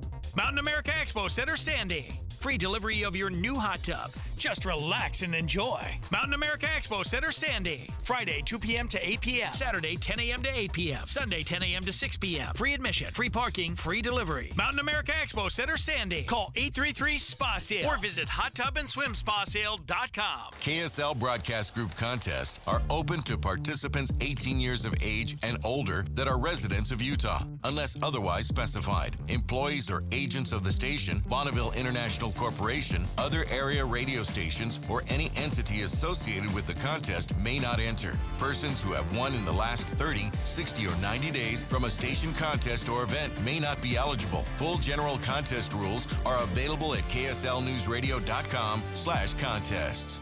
It's not too late. If you got government health insurance again, especially here in Utah, this matters because a lot of families are paying more and getting less. Everyone focuses on the monthly premium, and yes, at My Policy Quote, I can help there. In fact, many of my Utah families are seeing 47% savings and even more on gold level plans. But the bigger issue shows up when you actually need care. The moment that university or blue insurance card hits the counter, prices jump, and with family deductibles now climbing to $20,000, all of that bill lands right back on you. My name is Mike. At My Policy Quote, I help individuals and families and businesses move into private insurance based on health, not income, so you're not overpaying for things you'll never use. That means lower costs, access to national PPO networks, and a plan chosen and managed by you, not the government. If you pay your own health insurance, you're on COBRA, uninsured, or your employer plan is just too much, even self-employed or small businesses, call me, Mike, today. 385-367-6779. Again, that's 385-367-6779. Or visit mypolicyquote.com. That's mypolicyquote.com to get started now. Cashback is not available on gas in New Jersey and Wisconsin. Couponing. Wow, you didn't strike me as the coupon type. Just trying to stay ahead of inflation. Gas, groceries, everything. It's all more expensive. I need to save wherever I can. Have you tried Upside yet? Upside? What's that? It's a free app that I use that pays cash back for every gallon of gas I buy. You've got to buy gas to get around anyway. Might as well get paid for it. Come on, does that really add up to anything? I've already made around $200. The extra cash helped pay down my bills, and I even had a little extra left to treat myself. And the Upside app is free? Totally free, and the cash back is real. You can transfer the cash right to your bank account. I'm downloading Upside right now. Download the free Upside app now to earn cash back every time you buy gas. Use promo code ENJOY to get an extra 25 cents per gallon on your first tank. You can cash out anytime right to your bank, to PayPal, or a gift card for Amazon and other brands. Just download the free Upside app and use promo code ENJOY for a 25 cents per gallon bonus on your first tank. That's code ENJOY for a 25 cents per gallon bonus. Since 1947, Whipple Service Champions has been Utah's most trusted name for heating, cooling, plumbing, and electrical services. Got a high-priced repair bill from another company and you're just not sure about it? Call Whipple. Get a free, no-pressure estimate or bring us their quote for an honest second opinion. Totally free. Whipple Service Champions, Utah's first place for second opinions since 1947. Call 385-273-7167 for your free estimate today. 385-273-7167. This is Derek Miller speaking on business. Morris Meetings and Incentives, known as MMI, delivers meaningful and impactful travel experiences for businesses across the globe. By focusing on creating unforgettable moments, they help companies strengthen relationships. Senior Global Sales Executive Deneen Dustin joins us with more. Morris Meetings and Incentives was founded in 1958 by forward-thinking visionaries like June Morris and Franklin Murdoch. June felt organizations could be better served by offering their employees and distributors incentive trips. Recognizing the immense potential of achievement-based travel, she saw firsthand how powerful incentive programs could be for client growth and retention. Since its inception, Morris Meetings and Incentives hosts exceptional trips annually to exotic locations worldwide. By focusing on unifying businesses through shared experiences, Morris Meetings and Incentives has perfected the art of incentive travel. The results speak for themselves. Morris Meetings and Incentives is a top 25 company in North America and global leader in creating unforgettable experiences that drive measurable success and lasting loyalty. Morris Meetings and Incentives' legacy of excellence ensures every journey inspires peak performance and builds stronger corporate culture. Morris Meetings and Incentives continues making a meaningful impact on Utah businesses by bringing people closer together and helping companies collaborate and grow. Learn more about their services at morrisincentives.com. I'm Derek Miller with the Salt Lake Chamber, speaking on business. Inside Sources. We talked earlier today about a avalanche travesty in Utah, Holly, and you've got some updated information about that. Yeah, so unfortunately, we learned that there was an avalanche that caught a snowmobiler. He was a father snowmobiling with his son in Wasatch County, and we don't have a name for him yet, but his son was able to activate an avalanche beacon and dig his father out of the snow, but unfortunately the dad passed away. Yeah, that's just tragic. And we talked at the outset of the show, It's avalanche danger. Yeah. It's really bad right now. We had the Utah Avalanche Center with us, and people just need to be very, very careful. And I was driving to work this morning thinking the same thing. The roads were bad. They were icy. Mm-hmm. But I also thought when the roads are bad, it's usually good news for the Good ski powder resorts. days. Yeah. And we're looking at some of the totals. Snowbird got almost 3 feet, Alta 28 inches, Brighton 22 inches. I mean, this was a huge storm and continues to be, maybe. Yeah, that's right. So we have with us on the line, actually, Kelsey James, the Assistant Director of Marketing at Snowbird. Tell us about powder at Snowbird today. Hi. Yeah, it's been a wonderful day. We were open. We had most of our lifts open by 9:30 this morning, and people are excited. The sun is shining, and it's kind of the perfect way to top off 46 inches of new snow. 46 in the storm because, my daughter was up at Snowbird yesterday skiing at Kelsey. She took a picture of my car, and you couldn't tell it was my car. It was so deep, but so you got 46 total, so you must now be closer or at the about 100-inch total range right now, right? Yeah, this soft storm brought our base depth back up to around 97 inches, but for the season, we're sitting at about 194 inches of snow, which is a little bit behind normal, but we're always optimistic. March is typically our snowiest month on record. Over the last few years, March has brought us the most snow, so we're optimistic that we're going to get back on track. I was a little bit worried because of the fact that the winter has fallen apart a little bit. It was a really bad year that skiers had sort of moved on and were thinking about something else. Are you getting good crowds today? We were thinking the same thing. We do have our pass holders that are up here 7 days a week. They love the skiing, and we actually have been skiing pretty well through sort of this abnormal snowpack. But I think to your point, this snow is a good reminder that people in Salt Lake, people in Utah love to ski because we are busy. People are excited. We did have the canyon close for avalanche mitigation work overnight, and so that reopened around 8:15 today, and people are up here and loving the snow.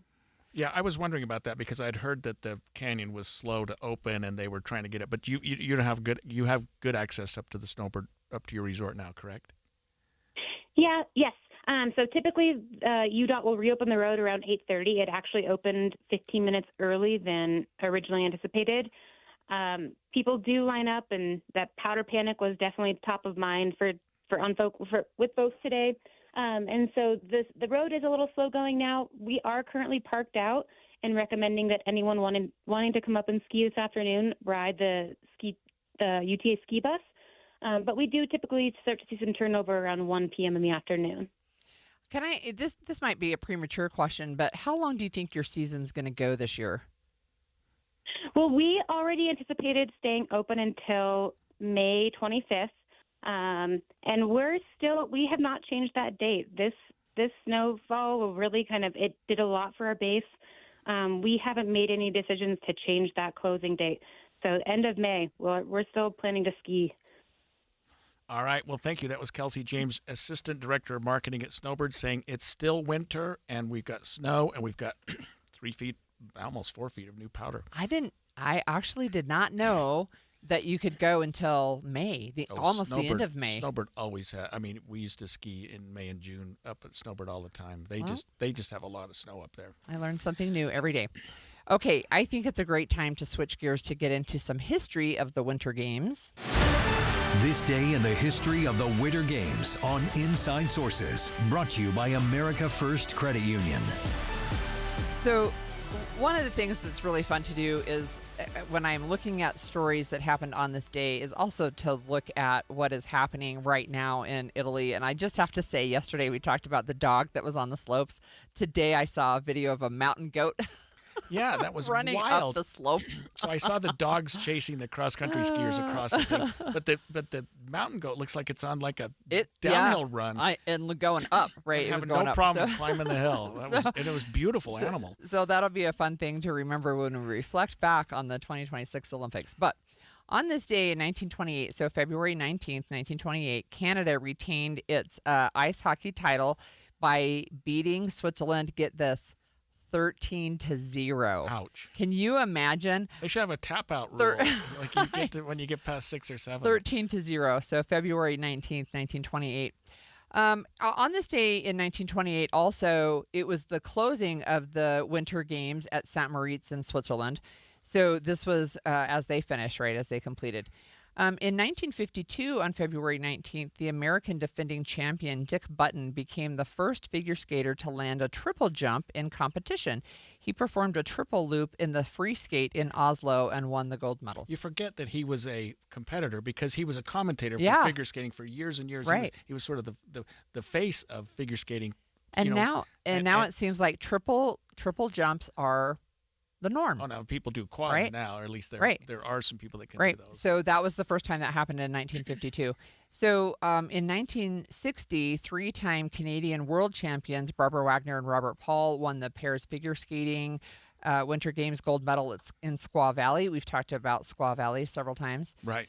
And then on this date in 2002, so this was the Salt Lake City Games, American Vanetta Flowers became the first black athlete to win Winter Games gold in the bobsled. So that was a real first. And I remember that now. Yeah. Yes, absolutely. Yes. That was fun. That was fun. So, and then this one in 2014, so after winning the combined gold in Turin in 2006, American alpine skier Ted, and you have to help me with his name. Is it Ligeti? Ligeti. Yeah, he had to wait 8 years for his next Winter Games success, but he won gold in the giant slalom in Sochi. There used to be a run at Park City called Ligeti Split. No way. True story. Might still be there. Yeah. I mean, he's an icon up there. So that's how I remember his name. Okay. You know, he raced at a time. My son and he were about the same age, and they both ski raced. No. I mean, it was like night and day. This kid was so amazingly good. Yeah. All the other competitors would just like go, okay, Teddy, you win. All right. So this day in history of the Winter Games is brought to you by America First Credit Union. Helping your money do more has never been easier. Just head to americafirst.com and open a high-yield certificate today.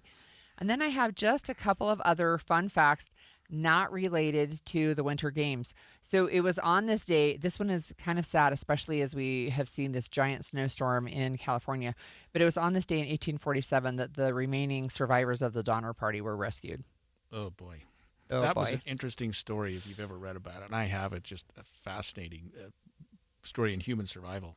Another also not fun fact, but a fact. In 1942, it was on this day, February 19th, that FDR ordered the detention and internment of all West Coast Japanese Americans. And if you remember, Utah actually has had a camp. It was down by Delta. It was the Topaz internment camp.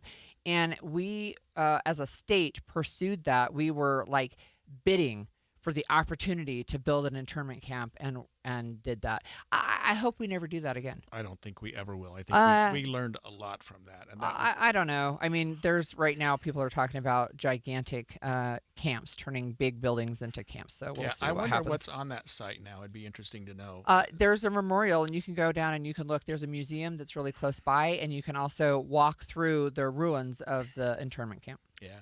Well, yesterday we were watching the big avalanche in Italy that caused some deaths there, and avalanche in California that caused some death, and today it hit home to Utah. And when we turn it over to Maria Shileo, she's going to give us more details on the avalanche that we learned about in Wasatch County that took the life of one person yesterday. Stay with us. KSL FM Midvale. KSL Salt Lake City. From the KSL Common Spirit Health Studios, this is KSL News Radio. Utah's news, traffic, and weather station.